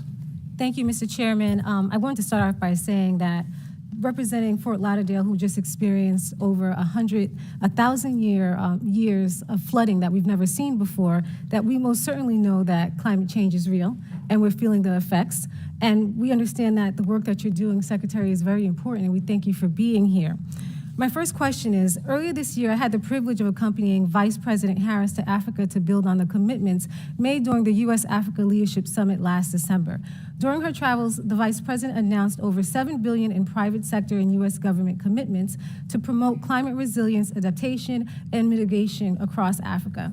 Last month, Beijing announced a major grant to offer South Africa with solar panels and generators. To what extent is it essential to improve our climate support of Africa to compete with China? You know, personally, I'm speaking personally on this, I don't think that the choice we make with respect to Africa ought to be just based on what China's doing. It ought to be based on what we ought to be doing and what all of us ought to be doing. Africa, I mean, there are 48 sub-Saharan African countries, 48, that equals 0.55% of emissions. They're not causing this problem. But 17 of the top 20 impacted nations by climate are in Africa. Now, if we don't stop and think about that in terms of global responsibility and global politics, we're really missing something. And right now, I find the tensions between global north and global south are growing. And food production in Africa is threatened. Water is threatened in South Central Asia, in Africa, various places. And this is why the congressman who was speaking earlier about showing on his charts, you know, there's only one group of people in the world that I know of who are busy trying to tell people that this is not happening and it's fake, and somehow we're missing something. Only one group of people, and they're here in Washington. And some of them spread around the country. The fact is that all around the world, smart people who lead countries, who are responsible for the lives of millions of people, just like you are and we are responding to the clearly defined crisis of climate.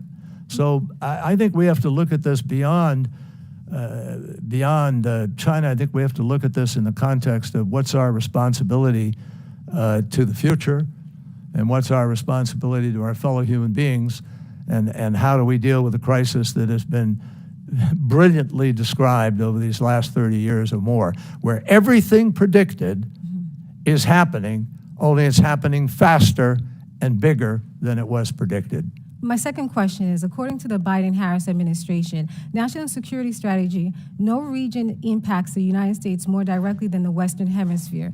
In June, Haiti experienced intense flash flooding, rock slides, and landslides that destroyed thousands of homes and killed over 50 people, combined with the ongoing humanitarian crisis and substantial gang violence. Many Haitians are looking to flee the country.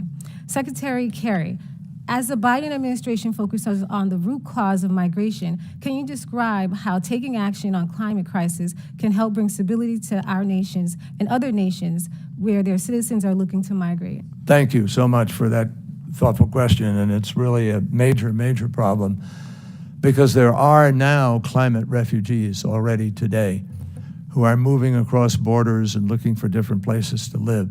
Some of the people, not all of them, but some of the folks coming from Central America and South America fit into that category.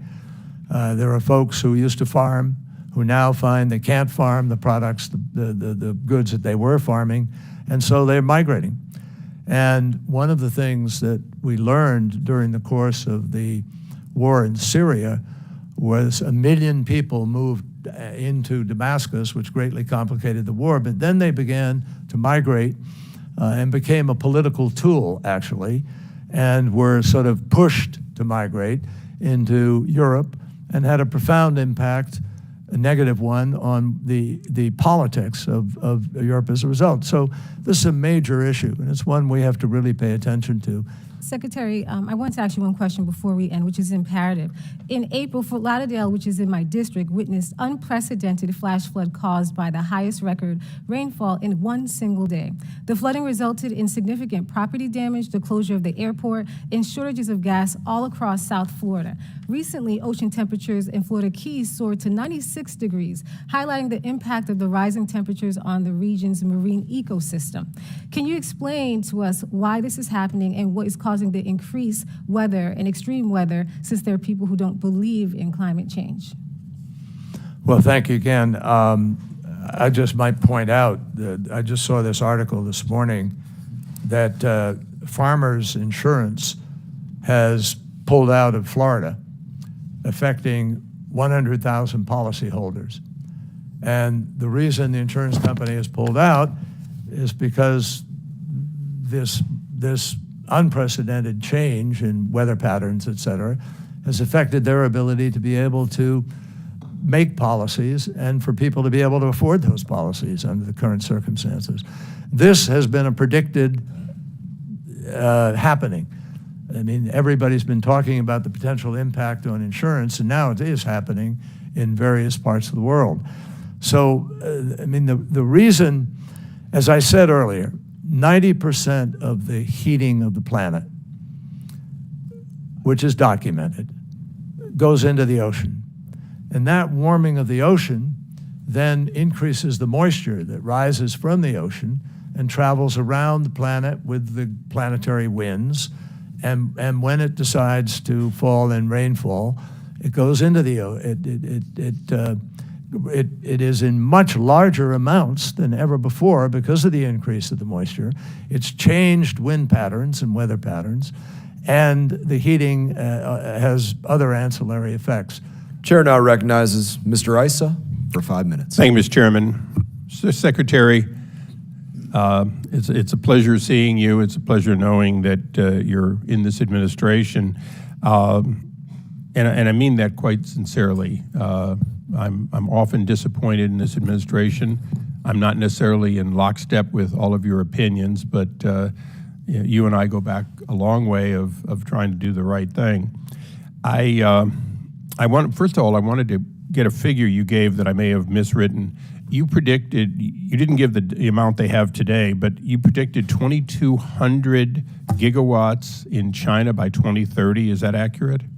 That's what our current estimates are showing. This comes from a number of different sources, but it could be more, it could be less. But today, how many gig do they have, roughly? Let me get back to you. I was actually talking with folks about that yesterday, and I couldn't get it pinned down, but I'll come back to you with a number. Okay, yeah, it'd be good for me to have that because that's a lofty goal, but as you and I both know, you go to China, you see a lot of amazing cranes, but then when you go back, you see the cranes in the same position. So it doesn't always mean that they're doing what they say they're going to do. In 2021, you said that you told this committee that trusting China in climate change promises would be stupid and malpractice. Without directly using that quote again, would you generally agree that it still would be malpractice? I think trusting a lot of the players who've been involved in this, in government and also private sector, is not the smartest thing in the world because we've been burned. Now, China is a country that buys all of the above, no question at all. They buy a massive amount of ours and the rest of the world's coal. They're increasing their coal. They're buying natural gas. They're putting in nuclear. And as you said, they're doing some work, considerable work in the photovoltaic that they produce. But India has a tendency to continue burning both dung and coal.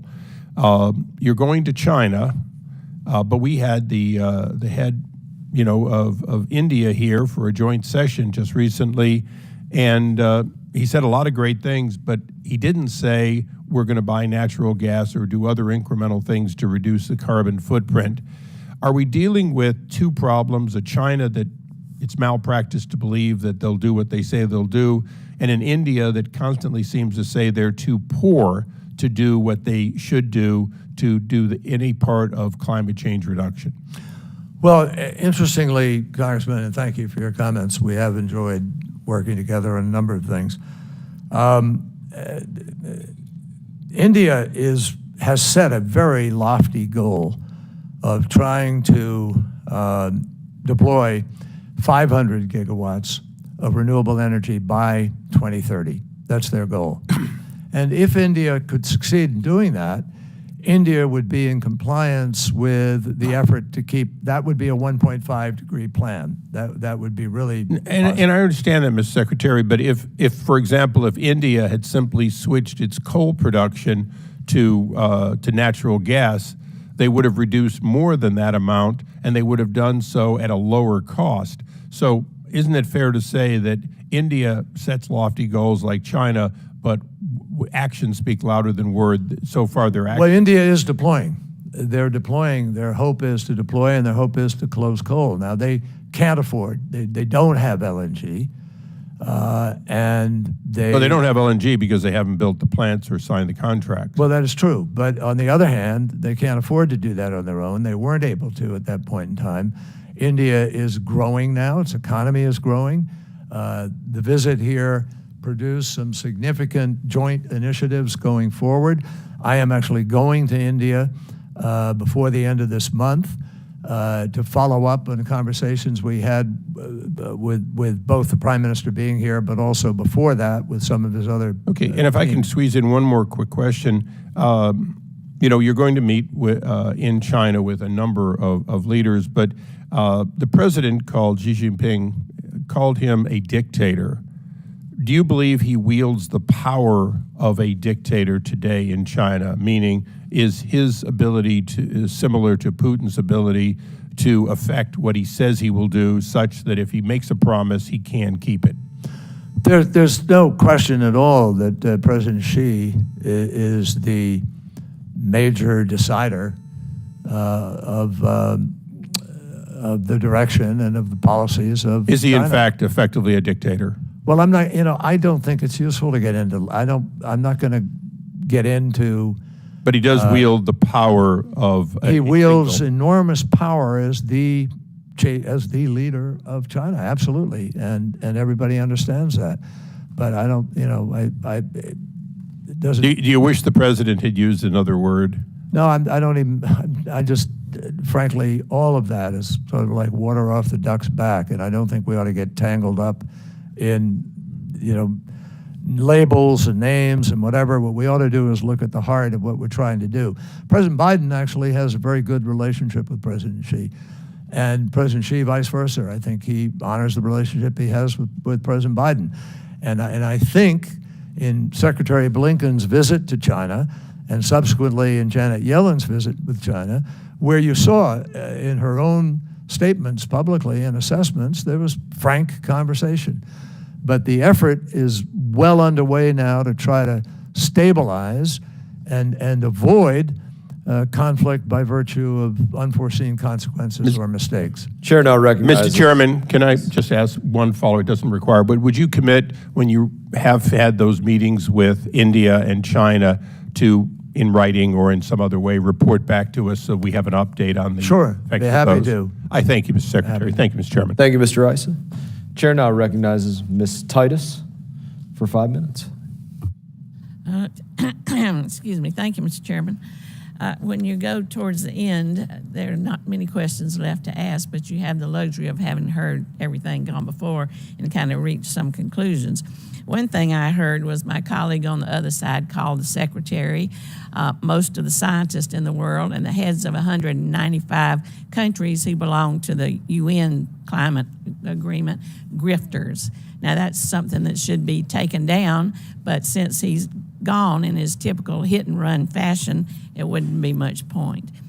Now, the arguments that I've heard from both sides, on the other side of the aisle, we hear, you can't make China do anything. You can't force China to do anything. You can't impose any restrictions on China. Therefore, we shouldn't be doing anything in the United States. On the other hand, when you're getting ready to go to China and try to negotiate something or make some points or try to influence their decision, they don't want you to go. They think that's not a good idea. Also, we hear that you have a pro-China, not a pro-American approach, and you are not helping U.S. business and workers. On the other hand, these people who are saying this voted against the Inflation Reduction Act, which made a big investment in manufacturing and workers and solar energy panels that we don't have to get from the Uyghurs, but can be made here. Speaking of the Uyghurs, there's a real now sudden interest in human rights of the Uyghurs, but it doesn't bother them too much to deal with Saudi Arabia when it comes to these issues. Also, we know that this is a world issue. Climate change affects everything from demographics to politics to economics, and yet we're not looking at the rest of the world. It's as though only the U.S. and China exist on the globe. So I would ask you, Mr. Secretary, because climate change and energy policy is so pervasive in everything we do, it's not just about dealing with the next storm or the next wildfire. It has so much of an impact on peacekeeping, on development of foreign countries, on our role internationally. Are what you're hearing from the other side diminishing our influence, hurting our role as we try to kind of move back into being an international leader, kind of upsetting some of our NATO relations because of what Europe is doing and what we're not? Are the cuts in the budget going to make a difference because we can't now invest what the president would like to see us do to help the rest of the world with these global problems? Would you just address that sort of thing for us? Well, Congresswoman, thank you very much. Let me just say I've got the figures delivered to me here, if I take 15 seconds on this. China, according to the International Energy Agency, by 2030, China will have somewhere between 3,000 and 4,000 gigawatts of renewable energy. That's by fathoms larger than any other country in the planet. And so they're moving very aggressively in that regard. With respect to look, people really do count on America for a lot of things in the world. And I think everyone should be extraordinarily proud of our history of doing things. We're the largest humanitarian donor in the world. And you look at what we've done with AIDS in Africa or Ebola or, through various counterterrorism efforts, other things. But we also, for a long period of time, projected, and this is sort of the soft power projection, but we also, we helped people develop. We helped people do more. That's been retreating in the last years. We're now giving less than a lot of other countries are doing in order to help, particularly on climate. And I think it does have an impact. I think that people ask questions. I certainly hear these questions. Why aren't you doing that? Why aren't you more present? Why aren't you? Look at who's giving us help here, and so forth. So I think that, you can't just sit there anywhere and wish that things are going to be as they have been historically. You have to invest in it. You have to actually proactively have people on the ground. You have to build relationships. You have to do things that people see you doing, not just on an economic competitive basis, but because it's the right thing to do. And I think we've fallen a little behind on that. I know President Biden feels very strongly about living up to our commitments and our values. Thank you very much. I'll yield back. Thank you, Ms. Titus. The chair now recognizes Mr. Waltz for 5 minutes. Mr. Secretary, in exchange with Mr. Mills, you just testified under oath that you never owned a private jet. Mr. Chairman, I'd like to enter into the record article here from February 15th of 2023 The John Kerry family private jet was sold shortly after accusations of climate hypocrisy. Mr. Secretary, do you stand by that testimony that you've never owned or I personally, your family? I Your family? personally, yes, my wife owned a plane and sold the You plane. flew on That's that plane? Not in a number of years, but I have flown on it, sure. And this article is not then inaccurate, that your family owned a plane, you flew on a plane. My Mr. wife Secretary, owned, Mr. Secretary, my wife owned a plane. here's the issue. Yeah. This isn't some kind of partisan gotcha. When we are asking Americans to make serious sacrifices as we transition for the common good, and your family and or yourself are flying around on private jets, that smacks of hypocrisy. It actually hurts your cause, Mr. Secretary, but I'll move on. I just want to know from a record standpoint. Afford me the right, at least, to set the record straight here. I do not fly on a private jet. I do not fly. I fly commercially. Have you on flown all on a of my private jet since you've responsibilities. taken this position? Just let me finish. I have flown 5 times in the last 2.5 years on Millair, which you also fly on, Sure. or some of you who travel fly on, 5 times. Otherwise, all of my trips are commercial Have you airlines. flown on a private jet in a personal or official capacity since you've taken this position? Possibly once. I just don't, I'm trying to think of the I date. think you need to take the broader point of how this appears to the American people no, as it we're asking them to shouldn't take appear that. Let that. me tell you why. We're not asking these Americans. testimonies. We're not asking Americans not to fly. You know, You're trying to create an unequal thing. We're not no, we're saying asking don't you fly. to lead by example, Mr. Secretary. That's what we're at. You, Which is your why I family, fly and others to lead commercially. by example. Which is why I fly. In that vein, does your office or the State Department keep a record of your official travel and scheduled meetings? Of course. Does that include the individuals you're scheduled to meet with? Can you provide those records to Congress? Will you provide those records to Congress? Of who I've met with? Your official travel, taxpayer funded while in this position. Sure, happy to do so. Thank you. I appreciate that commitment. Switching topics here to some of the other diplomacy you've conducted. In a 2018 interview, you admitted to speaking with Iranian Foreign Minister Zarif, quote, 3 or 4 times from the start of the previous administration. How many times did you speak with the foreign minister, the Iranian Foreign Minister Zarif, during the last administration? And I'll enter into the record, Mr. Chairman, objection. that 3 or 4 times. So let's take that at face value. Did you communicate with him using Signal, WhatsApp, Telegram, any other? I don't recall how I communicated with him. I met him formally in the course of international, specifically I think it was at UNGA in New York. I saw him in Munich at the Munich Security Conference, which he was invited to. According to leaked audio provided by the New York Times, Zarif said you told him that Israel attacked Iranian assets in Syria at least, quote, at least 200 times, and Zarif was surprised you would reveal such sensitive information. Now, that was according to leaked audio. Now under oath, do you stand by your previous denial that ever happened? I absolutely stand by. On the day that report came out, we made it crystal clear in a release that we put out that never took place.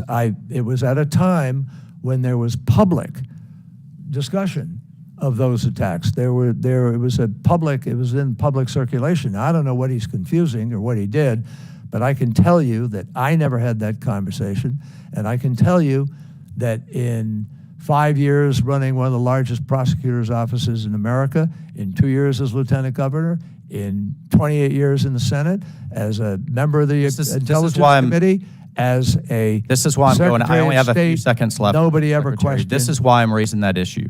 Would you find it appropriate if a former Trump administration official traveled around and talked to the same officials you are and said, you don't have to abide by these agreements. Hold fast till 2024. A new regime or a new administration may be coming in. and therefore undermining current administration diplomacy. Would you find that appropriate? I'm not going to speak to any hypotheticals, but I can tell you I never engaged in that. Shadow diplomacy undermines American goals. Shadow diplomacy, depending on what involved. Shadow diplomacy has also saved us from a war. If you look at 1963 with the Cuban Missile Crisis, it was behind the scenes, back Mr. channel Secretary, I would posture that your shadow diplomacy now has us on the verge I of wasn't Iran conducting having shadow a nuclear diplomacy. weapon. I was at a security That conference. is now exploding as they race towards full enrichment from 20% to 60%, on the verge of having a nuclear weapon and a nuclear arms race in the Middle East. And the reason that has happened is that As Donald Americans, Trump pulled we don't out of the undermine agreement. other administrations. The reason that happened, my friend, is because Donald Trump pulled out of that agreement. There was no way they could have had a nuclear weapon under the agreement that existed. And even in Israel, the security establishment of Israel believed that agreement had done the job. President Trump just pulled out. Chair now Gave it away. recognizes Mr. Schneider for 5 minutes. Thank you, and Special Envoy, Secretary Kerry, thank you for your time today. Earlier, we had an exchange that I guess I can only describe as childish, but I thought I would engage a little bit on the science. How old's the Earth? I don't remember how many billions, but 4.5. billions. I'll answer. It's 4.5 billion years, or in another way of looking at it, 4,500,000 millennium. And I used to, with my kids, walk through an exercise if the Earth was a year old, where things play. And just some of the numbers on that, if the Earth was a year old and formed in January 1st, it would be mid-February when life arose on Earth. It would be sometime in mid-November where the fish started swimming in the oceans. The dinosaurs would have gone extinct around Christmas, and all of human existence would have been captured in the last hour of the last day of the year. So this idea of comparing numbers from long ago, human existence is a relatively very short period of Earth's existence. The other thing in this, Mr. Secretary, just to state the obvious, is there a difference between life existing on Earth and civilization thriving on Earth? Sure.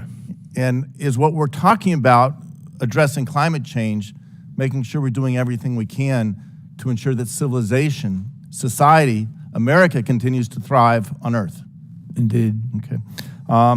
Just another statistic I'll point out, 40% of all people on Earth live within 100 kilometers or 62 miles of a coast. In the United States, that number is 50% of all Americans live within 50 miles of the coast. And in some of the notes in preparing for this last night, I read that the first experience of climate change is oftentimes with water, whether it's too much or too little. I think that is one of the key things we face. It's our biggest threat to our nation, climate change is, to our way of life, to world, to the civilization, and halting the displacement, instability, and myriad of other consequences, I think is the greatest challenge, or one of the greatest challenges we face. So thank you for your leadership in addressing this. And I know in Congress, last Congress, we passed the Bipartisan Infrastructure and Jobs Act. We passed the Inflation Reduction Act, which is being accorded as the greatest to date investment. And one of the pieces of that I'm very proud of was the work we're doing on sustainable aviation fuel. We have to eliminate or reduce greenhouse emissions every way we can. We can electrify our ground fleet. Our air fleet will be something different. Secretary, can you talk about how we're working with our friends, as well as our adversaries or competitors, to ensure that we're doing everything we can to reduce greenhouse emissions for the long term? Well, Congressman, thank you. Obviously, the entire UN process is geared to bring people together around a common goal. And that goal is to try to keep the Earth's temperature increase limited to 1.5 degrees. Why 1.5 degrees? Because, again, the scientists have running all the models, a myriad of models, by the way, which show what the damage is to Earth at certain levels of temperature. And so that is our goal. And the only way to achieve that goal is by coming together on a multinational basis in order to negotiate some common sense approach as to how we're going to deal with this. Now, 20 countries, the 20 largest economies on the planet, equal, shy of 80% of all the emissions. 20 countries are the principal cause of what is happening today. 10 of those countries or so have all agreed to plans to try to reduce emissions to keep the 1.5. We're still working with other countries to empower them to be able to do that. If a country is entirely dependent on coal today, they're not going to shut their economy down overnight. So we've got to try to find a way in common enterprise for all of our lives, for life on the planet, to help some of those countries to be able to make that transition. And we're getting a little stuck there because some people just don't want to do that. So, and I just want to reclaim my time to make two last points. But one, the United States can't solve this problem alone. Correct. To work with the world, but the world can't do it with the United States. But to my colleagues on the other side, we're talking about the sacrifices people are being asked to make to address climate change. I would argue that the costs we're putting on people by not addressing are far greater. Food will cost more, as you touched on already. Insurance either costs more or is completely unavailable for people living in states. Cleaning up after major extreme weather events, from hurricanes, tornadoes, fires, droughts, every one of these is putting an economic burden on communities across the nation and across the world. And if we don't act now, if we don't lead, it's only going to get worse. I yield back. Gentleman yields back. Chair now recognizes Mr. Burchett. Thank you, Mr. Chairman. Secretary Kerry, thank you for being here. Sir, you're unelected. You're non-Senate confirmed bureaucrat, basically. Can you tell me what the cost of some of these climate agreements that you've gotten the American taxpayer in, how much it is going to cost them? Well, Congressman, just in dollars. The last thing I think I ever wanted to be in life was, quote, bureaucrat, but... well, we all are, so, well, speak for I don't yourself. trust government. I am the government, so. Let me just say that the cost, we all committed internationally, the world committed to put $100 billion into a fund that would help these other less developed countries be able to transition. We've never actually met that full 100. We've made some commitments. I can't run through them all. There are a lot of different bits and pieces to it. But by and large, we're seeing many of those things repay themselves many times over because of the transformation of our economy. And but can you just tell me how much it's going to cost us? Is there surely some economic? Well, the UN finance. You're right, and sir, the UN finance analysis suggests that it will cost trillions of dollars, maybe $2.5 to $4.5 trillion a year between now and 2050, to actually effect the full transition to a clean energy economy. But that's not spending. Most of that is calculating private sector funding that will invest in these new technologies and in these new economic opportunities. For instance, we have to build out a competent grid with smart grid, so we can balance the distribution of energy in certain places. But you understand, though, when they invest, this money just doesn't appear. No, you're absolutely correct. They're going to charge us. I was always in the state legislature, and somebody said, well, let's just put another nickel on a can of beer. And I was like, well, they're just going to pass that on to your constituents. So, I hope you understand. Let me move on a little bit. Can you explain why you and other members of the U.S. delegation to the United Nations Climate Conference in 2021 and 2022 did not follow the President's direction to track your carbon emissions? Yes, it's unfortunate, but they ran into problems, apparently, in how it could get measured, how it gets accrued. It should be done, and we're trying to get people to sort of bear down. Some of those bureaucrats? Yeah, I guess. Yeah.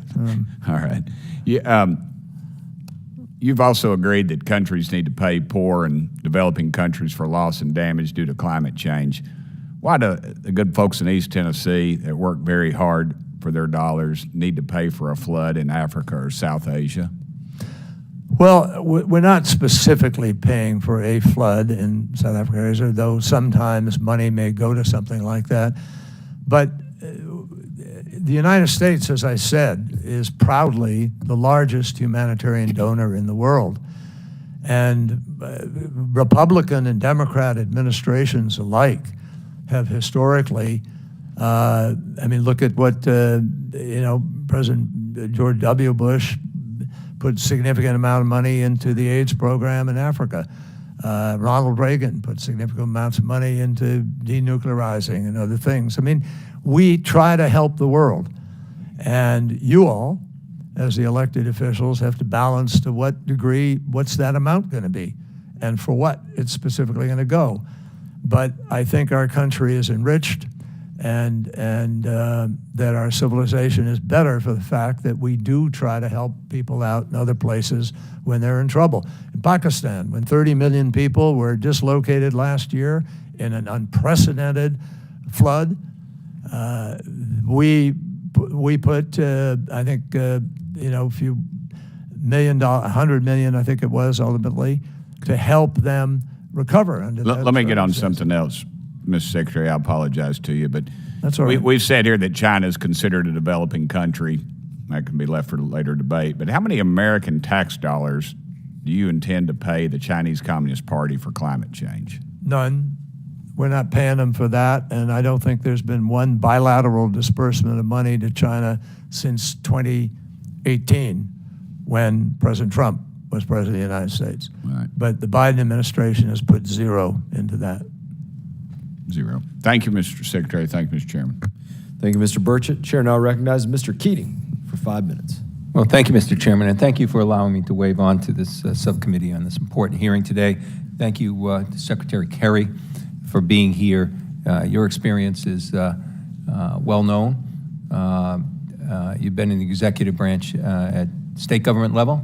You've been in the Senate and the legislative sector for 28 years and Secretary of State. And I think perhaps in this morning's testimony, what we heard is a reflection of that to an extent. That the questions posed to you in your official capacity really are in the province of the Secretary of State of the United States, or some of the solutions are found in the legislative side in the House or the Senate. And you're here as the envoy. You're here because there's an important new position that was created. Because if you look at the importance of climate change right now, it's clear. It touches everything. If you were doing it in legislative committees, you could be easily testifying in front of the Armed Services Committee or the Intel Committee or Agricultural Committee or Energy and Commerce or Homeland or Appropriations. If you were dealing with cabinet responsibility, you could go through the whole spectrum of the President's cabinet and find how climate change is a directly affected and important piece of their function.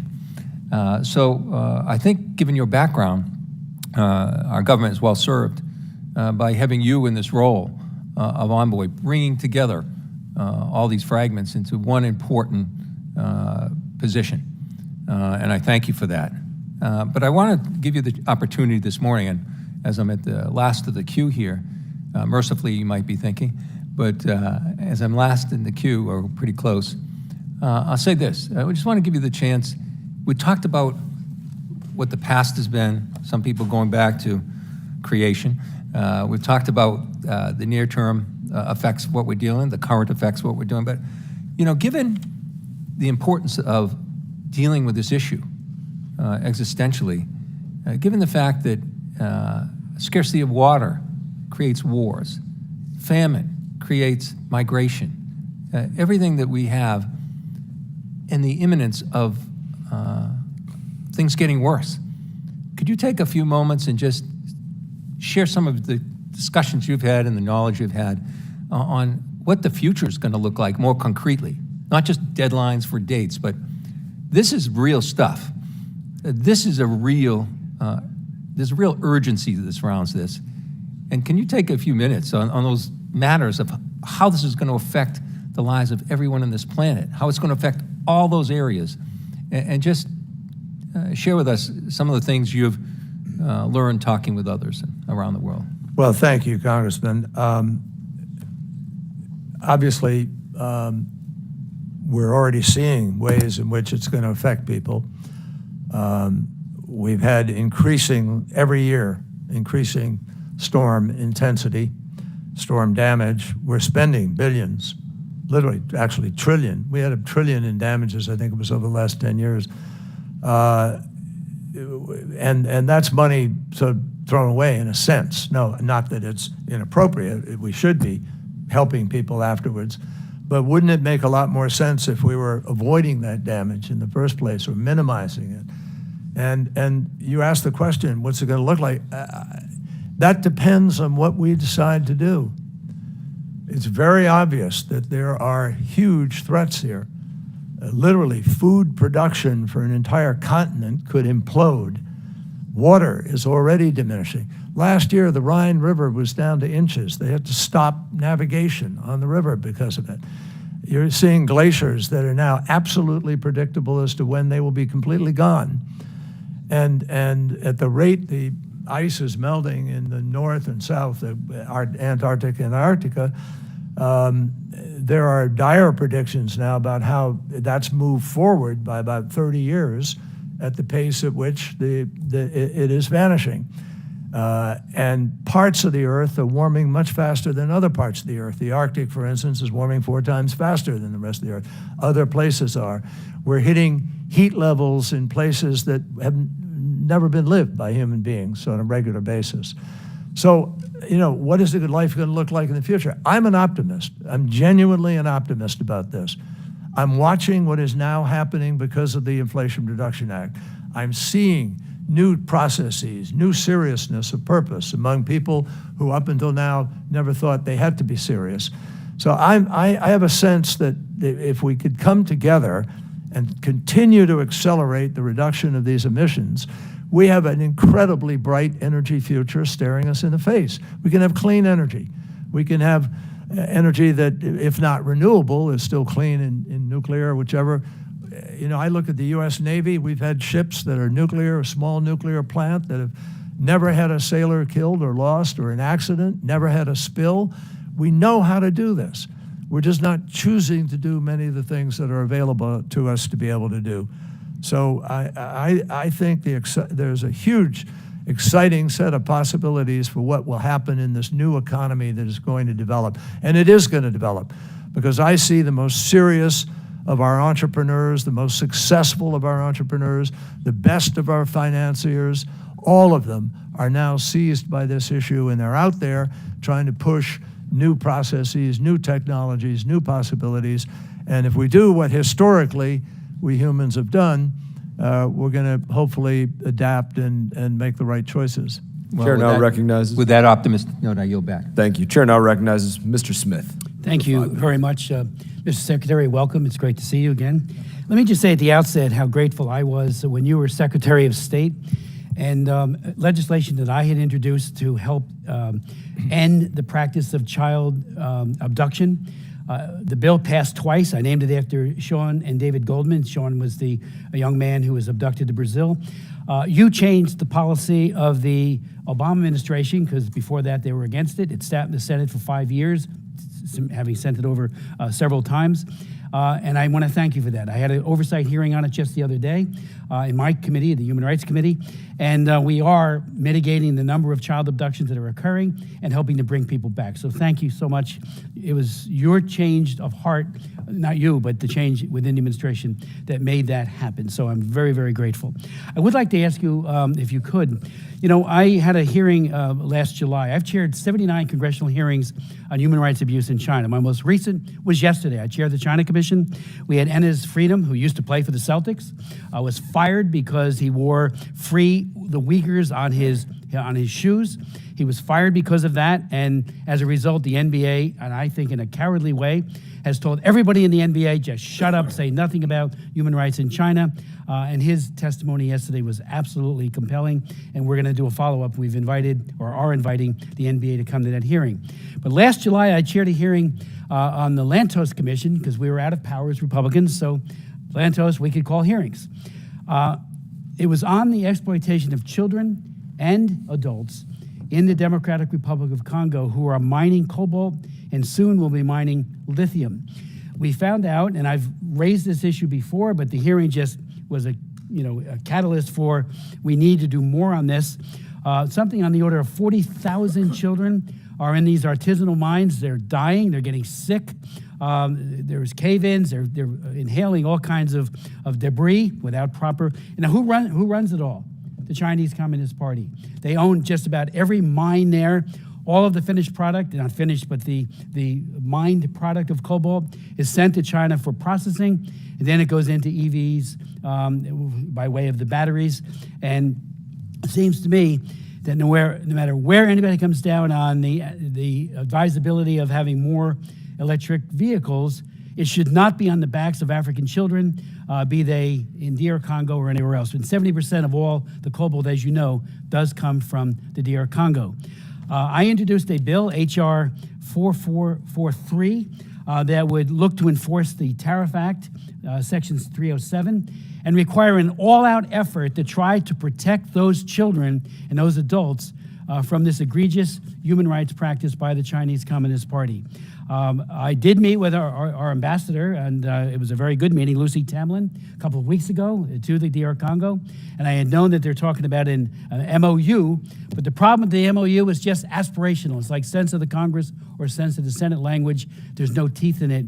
And I'm asking you today, I know you are very much in favor, as is the administration of electric vehicles, but they should not be, the supply chain should not be contingent on whether or not we get it from the DR Congo or, by way of the Chinese Communist Party. Please take a look at the bill.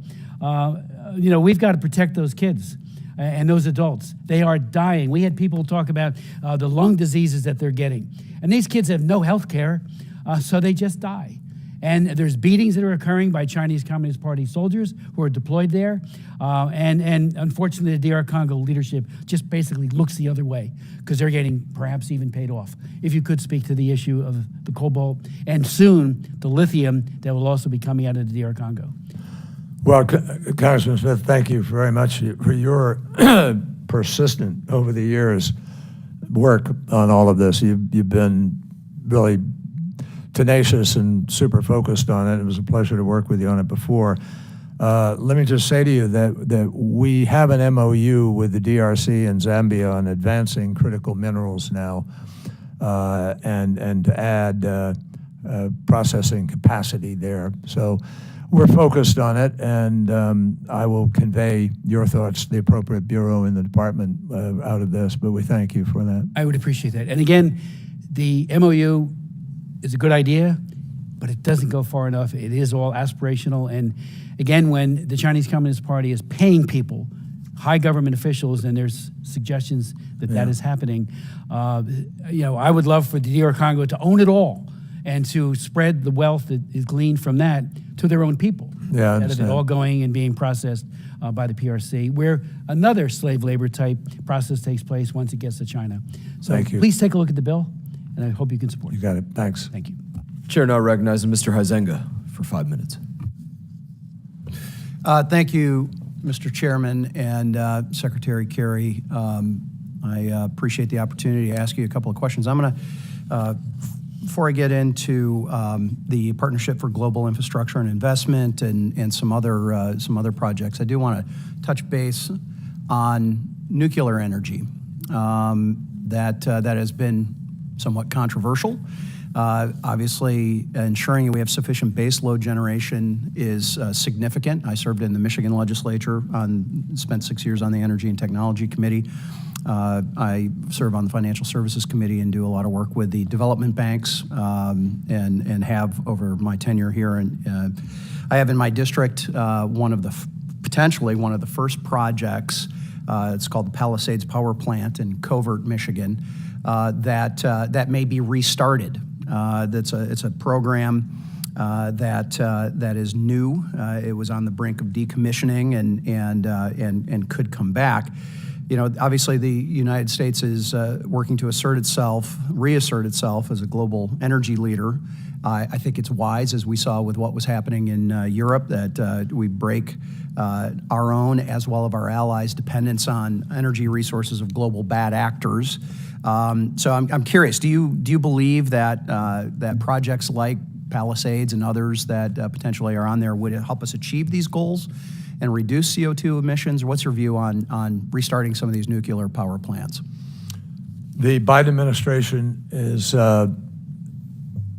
very proactive on the nuclear front. We believe that that you can't really reach the targets that have been set without some nuclear. Okay, all right. I want to, I think I've got about 3 minutes here, so I'm going to try and move quickly. COP26, you and Romanian President Klaus Iohannis pledged that Romania would build a small modular nuclear reactor project in which the Partnership for Global Infrastructure and Investment invested $14 million.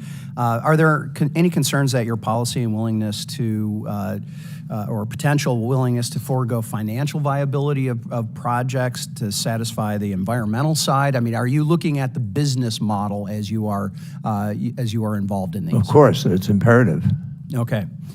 All right. I want to move to a question regarding sort of your scope and authority. I think this is a new position, very new to a lot of people. Including those of us that are constitutionally obligated to have oversight of those things. And I'm curious, does your funding, just making sure I understand, does your funding to fund your 45 full-time equivalents, your FTEs, as well as your salary and your travel, does that all come out of the State Department? Yes. Okay. Yet you do not report to Secretary Blinken, correct? Well, sure I do. I mean, but as a friend of mine. I'm not trying to create a trap. No, here. no, I'm no. just I know trying you're to not. understand. I know you're not. I'm just trying to say, formally, in terms of strict sort of legal accountability, Okay. I report to the President of the United States. Okay, But that's great. Informally, obviously, I keep the Secretary completely. There's only one Secretary. That's informed. Yes. We keep him fully informed. And having served in that consult position, with him. Reclaiming my time on this. Sure, go ahead. You certainly served in that position. In that position, you had the authority and the ability to negotiate on behalf of the United States, and had ability to bind it or speak on behalf of the president. What are the scopes of your duties with this, and under what authority are you able to go in and be able to all intents and purposes negotiate on behalf of the United States? Well, I'm negotiating. I'm formally charged by the President of the United States and his executive authority and the appropriate congressional notification and approval, an executive order, et cetera, that created the job. So we have had special envoys for years and years and years, and we've used envoys. I don't think anything with quite this scope. Well, that may be because of the scope of the problem. Sure. All right. I need to hit one last thing here. In March 9, 2022, an email from the SPEC's office, Senior Director of Climate Finance, the official wrote that a call or meeting should be held with you soon, saying, quote, I would also suggest a call or meeting soon with JK to update him on FY 22 and 23, focusing on all the elements we can't put on paper. What are those elements that couldn't be put on paper? I have no idea. So it sounds like we need to pull him in to ask that question? Well, or I are don't you know. willing to go ask and find out I would exactly he was personally, absolutely. I'm not sure what it is that couldn't be put on paper. All right, and I know my time is expiring here, but it's my understanding that there is a FOIA request for the fiscal 2022 that State Department has said they will not be able to fulfill until 2025? April of 2025. Does that sound right to you? No, it doesn't sound right, but it sounds accurate. Would that be acceptable? You and your senatorial. No, that's not acceptable, and I believe it was an algorithm that kicked that out kind of crazily.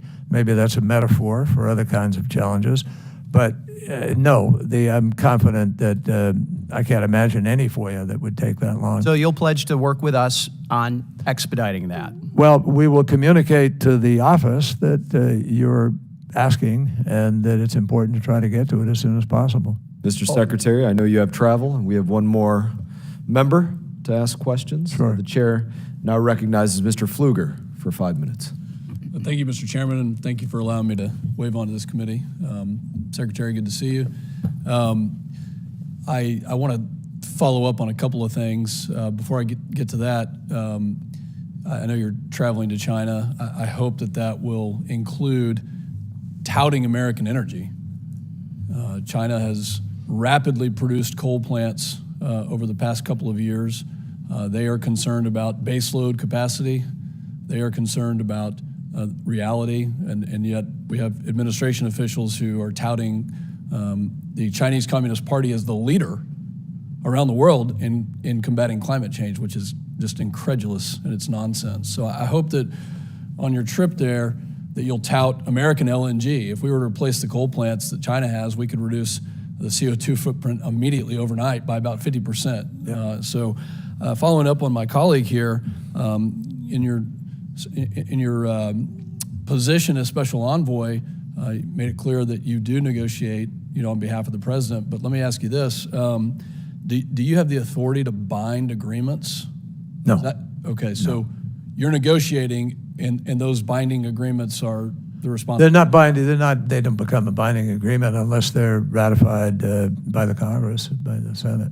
And it's not a treaty, mind you. It's an executive agreement. So it's binding between that administration but not beyond that. Okay. And it doesn't have the force of law and international law. In this position, do you advise President Biden on energy policy? In terms of global challenges and U.S. interest, yes. Did you advise the president in recent months to travel to Riyadh and to ask OPEC to increase production of oil and gas? No, I did not. So Secretary Granholm testified before me on my primary committee in Energy and Commerce, and was a little wiggly on whether or not she was the primary advisor on energy policy for this administration. Well, she is in regards to writ large the energy policy. Sure, she is primary. I'm glad to hear that answer. And I'm trying to figure out who advised the president to go to Riyadh and ask for an increase in production of oil and gas. Let me ask you this. In previous times where we've had the opportunity to have you before this committee, I've asked the question, do the renewable sources of energy like wind and solar, let's just limit it to those, do they have the ability to provide baseload capacity in this country? Backup baseload, no, but some primary, they could be part of it. Yep. But can they on their own guarantee that when the wind isn't blowing and the sun ain't shining? No, that we all know. Well, I think that's good, and I'm glad to hear that, because that's really the fight that we're in. But with battery, there's ways to make that work. Germany is heading to a very high percentage of renewable, others are. I'm glad you brought up Germany. I'm actually very concerned about the path the German government has taken. So are we.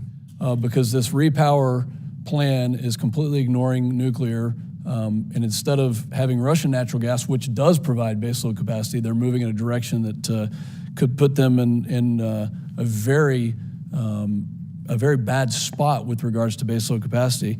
When we look at the administration's desire, specifically of the EPA, to have a mandate for EVs in this country, and there's a couple of different timelines. How much electricity does the United States use on an annual basis right now? I don't know exactly where we are right now. Okay. I don't think it's 4,000 terawatts. How much additional demand would we need if we got to, let's just call it 50% EV mandate, 287 million cars on the road? Probably double. Okay. I'm not sure. That's actually what the Secretary of Energy said. I think it's less than that. But here's my point, is that I've questioned the EPA Director, Regan, Secretary Granholm, Mr. Goffman, other high-ranking officials in the administration, and I don't believe anybody has done the math on this. And so there's multiple balls in the air here when we're talking about energy. And I don't think anybody in the administration has actually, I know nobody has done the math on this, because we can't get a straight answer. And so when you go to China and talk to the Chinese about baseload capacity and the power that's required there, I think they're doing the math on it, and they're building coal plants to meet that demand. Actually, I don't, with all due respect, I know you represent a district that has tremendous wind and the Permian Basin and so forth, and so you have a lot of knowledge of this. But I think there was a recent article showing that it was in fact renewables that kind of helped Texas through the hurdle of this heat because of its reliability and where the energy comes from. But let me just say to you that I think I know the math has been done, and I know that there's a clarity that as the number of electric vehicles go up, as you electrify the country in various ways, you're going to need a lot more power. And that's precisely why the administration is trying to move on the permitting for many of the transmission lines that are essential to being able to get that power out there. So we have about 2,000 gigawatts now of potential power in the queue that is not able to be deployed. So if we can deploy more rapidly, we will fill the void. We will meet the need. Mr. Chairman, I need 10 seconds. We are going to enter into a crisis in this country if we do not use the resources that are primary sources of energy. I am not an all of the above fan anymore. I am a best of the above fan. And Mr. Secretary, please advocate for the best of the above in this country, which starts with primary sources like liquefied natural gas that come out of the Permian Basin that I represent. And it's critical that we lead in the world, or we will be cold, dark, and... Do you also believe it's critical that they capture the emissions if they're going to make them? These companies are doing just that. We've reduced emissions, harmful emissions, ones that are listed in the Clean Air Act. And you believe that can be brought to scale we have and be affordable? We've scaled it in the Permian Basin. We've gone from 1 million barrels a day just 12 or 13 years ago to 5.5 million barrels a day, 43% of the total production in the United States. And in doing that, we have also reduced harmful emissions by over 40%. Well, that's great. And look, I've had conversations with many of the CEOs of our biggest companies, asking them and trying to get fully knowledgeable about what's doable and what isn't here. The key is, folks, we've got to meet the target of the reduction of emissions that we know will help us avoid the consequences of what's happening. That's the key. And I'm not picking which way it's going to happen. I want to see it happen, and we'll go from there. Let's use the best of the above. Mr. Chairman, thank you for letting me wave on. I yield back. Thank you, Mr. Pfluger. Thank you, Mr. Secretary, for your time today. Thank you for your answers on this committee. We do not approve of engaging in personalities with the witnesses, though it is not a rule. It's not something that we approve of. So you have our committee. Can I just mention one thing, though, Mr. Chairman? Absolutely. And thank you for your stewardship of this hearing, which I really appreciate. Because I didn't get a chance to answer Congressman Waltz, I think it was, whoever was asking about the airplanes. You have a couple minutes. As long as you have time, you have a couple of minutes. Because it's trivial in my mind, but I want to make it clear because it keeps sort of resurfacing. We are not, I have not, President Biden is not, we are not saying to people, you should not fly. That's not the message. The message is, let's find a way to be able to make sure when we fly, we're not leaving emissions that we can't capture, or we aren't capturing them, or aren't avoiding them in the first place by creating sustainable aviation fuel. So we're looking to technology to help us. And when somebody says, well, you're asking people to sacrifice this and that. No, we don't believe that this transition actually requires sacrifice. We think it will wind up making life better, cleaner, healthier, more secure. Our country will be strengthened with clean energy and some of our own supply that avoids many of these other problems. So, this battle over the airplane or whatever is kind of ridiculous and not relevant to what we're really trying to achieve here. We're not saying to people you shouldn't fly. You should fly, but let's find a way to make sure that's not contributing emissions. Just as when you drive, we don't want to be contributing emissions. Or when you have a building, buildings are a big source of emissions. We have to build them in a way that they're not contributing pollution, which is in effect what it is, in ways that hurts people. So that's our hope, that we can get on to a sort of more serious, how do we solve this problem, which I think is self-evident to anybody whose eyes are open and whose mind is open at the same time. I appreciate your closing thoughts. Thank you, sir. Just to wrap up a few thoughts for myself, I would say this. I started with some questions myself. I did not get all the answers that I want, but it is important that your office, every congressional office, that they have transparency.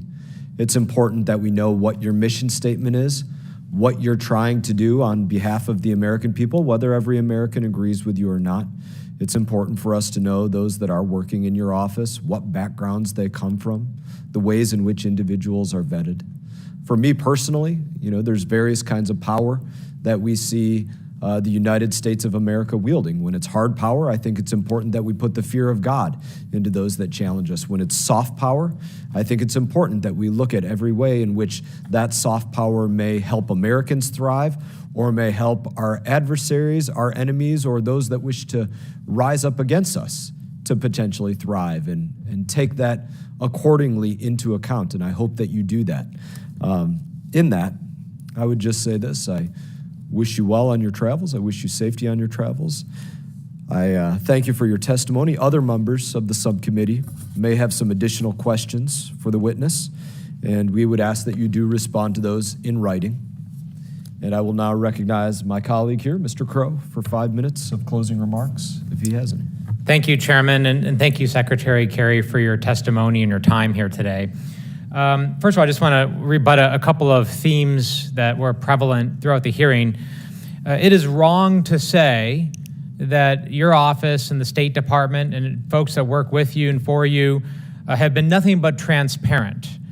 Just yesterday, you produced 700 pages of material in response to requests from this committee. And you have been, in my view, nothing but transparent and open, and including today, spending well over 2 hours answering everybody's questions, staying until the very end, and ensuring that everybody had their opportunity, and I thank you for that. It is also wrong to say that engagement with the world, including with our adversaries and those who we don't have common ground in all areas, is in any way a show of weakness. It is actually a show of strength to engage with the world, and to do so from a position of confidence, right? We don't have to have this crisis of confidence where we shy away from tough conversations and tough situations, and you have shown that very clearly, and I applaud your effort, including today, going to have very hard conversations with people that we have very deep-seated disagreements with, because that's in the best interest of the American people. And it is also wrong to be the subject of personal attacks, and I'm grateful to the chairman for actually calling out that is not the course and conduct of this committee to engage in personalities. So thank you, Chairman, for mentioning that, because you have been a public servant to this nation in a variety of capacities for your adult life, including your own military service as well, of which we find common faith and fidelity in, and I'm grateful for that. There is this saying in politics that when you can't attack the message and you have nothing to say, you attack the messenger. And unfortunately, you are at the brunt end of that today. So, we will respond accordingly. But thank you for being calm and for staying focused on the important issues. But these are substantive issues, and the American people deserve a full and robust discussion about it. And you have adequately outlined for the committee and for the American people that this is in our best economic interest. The economic future of this country relies on us making this transition. It'll be more jobs, a stronger economy, a more resilient economy. That our safety relies on us making this transition and reducing our risk to flood, to wildfire, to pandemic, to crop collapse, and so many other major crises that our world and our country face. And it's in our national security interest that we make this transition, that we will be a safer and more prosperous country if we engage globally, if we win this strategic competition around the world, and we address these national security issues. So thank you for making that strong case, and I join the chairman in wishing you well on your travels, and I yield back the balance of my time. Thank you. Pursuant to committee rules, all members may have 5 days to submit statements, questions, extraneous materials for the record, subject to the length limitations. Without objection, the committee stands adjourned. Thank you very much. Appreciate it. Congressman, I didn't know I had the option not to stay till the end, but anyway.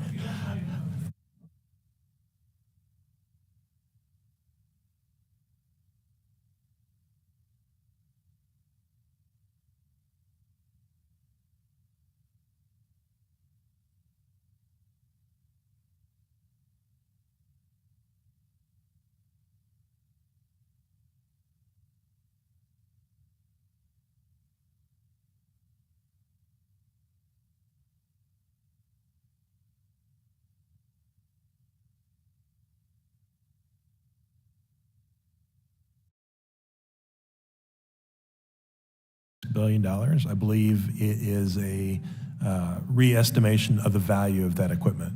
Well, who is going to be paying for the $6.2 billion when we replace the military equipment for our military, for the defense of our country, not Ukraine, who some seem to think it's the 51st state, but actually the defense of the United States of America? Who's going to be filling in that $6.2 billion? Again, I don't believe it's a matter of filling in the $6.2 billion, but the department will get you an answer to describe the impact of that error. There's an impact for sure, and it's always made up in terms, but the American people pay for it. Mr. Mansfield, could you answer my question? Yeah, first, I would say I appreciate your analogy. I think it's a good way of describing the situation as I understand it. In terms of who pays for the equipment that has gone to Ukraine, ultimately, that's the U.S. taxpayer. Right. And then obviously, if they have to replace the $6.2 billion of equipment at a new car price versus what the change in accounting has been to a used car price, then it's the American people that pay the price again. Thank you so much for clarifying. I yield back, Mr. Chairman. Thank you, Ms. Boert. Thank you, Mr. Chairman. Mr. Tenaglia, can you please give me an example within the past year when your office has provided oversight on contractors who are overcharging for their services and equipment? Yes, so the role of our office is to help contracting officers throughout the department with the policies that we issue. And so one example would be the reviews we conduct advising contracting officers about individual negotiations. Each of those negotiations involve contractors submitting proposals. Some of those proposals may indicate overvalue, and some of that's subject to negotiation. The Congress has provided us some safeguards for sole source contracts so that we have... So you are providing regular oversight. Just a few years ago, it was determined, and I apologize if this has been brought up already today, but it was determined that contractors were charging the United States Air Force $1,280 for a cup of coffee. I'm not familiar with that particular example. So, but is there oversight being conducted to ensure that we're not paying $1,280 for a cup of coffee? The oversight that my office conducts primarily relates to the largest transactions, anything that's valued over $1 billion for negotiation. So something like that could be overlooked. There's not an in-depth office. There's not an in-depth search in your office for small dollar items that cost. We do have some safeguards in place. For example, with the government purchase card program, we have the ability to identify fraud, waste, and abuse. But throughout the department, we have a number of different buying activities, and each one of those have leadership and warranted contracting officers who are empowered to make sure that they're getting the best deal for the taxpayer. So, what steps are you taking to ensure that companies that the DoD is contracting with are providing their best warfighting capabilities at a reasonable cost to the taxpayer? So, we don't have a $1,200 cup of coffee. So, what are you doing to ensure that doesn't happen? The best thing that we can do is promote competition, and competition gets us the best pricing possible. But in many cases, we have fielded weapon systems for which we have negotiations with sole source contractors, and we have safeguards to make sure we're paying the fair price. So, look, is it your determination that there is no fraud, waste, and abuse by contractors in the DoD in terms of materials and capabilities received? Where there is fraud, waste, and abuse, we have mechanisms such as the Defense Contract Management Agency has an organization responsible for rooting out that. The DoDIG has a whistleblower program, and so we have the means to identify fraud, waste, and abuse. Do any of your whistleblowers ever get indicted? I am not aware of that. I would hope the whistleblowers themselves do not get indicted, but the individuals they're blowing the whistle on. I apologize. I see. No, thank you, Mr. Mansfield. Have you determined that any of the sole source of manufacturers of the systems that we're providing to Ukraine are making exorbitant profits via price gouging? And if so, what percentage of profit are they making? And if you've looked into this Ukrainian spending? So a significant amount of the Ukrainian security assistance has been executed using a technique we call undefinitized contract action. And so we've deferred the negotiation of the price for that, and so we don't yet know what the definitized price or profitability will be, but we have no information that will indicate any kind of price gouging. I sure hope that you get that information. I would like that to be given to me personally, because in 2015, the Pentagon ordered a review, and Army negotiators discovered one company and its subcontractor company were grossly overcharging the Pentagon and U.S. allies by hundreds of millions of dollars for the Patriot's PAC-3 missiles. Pentagon analysis found the total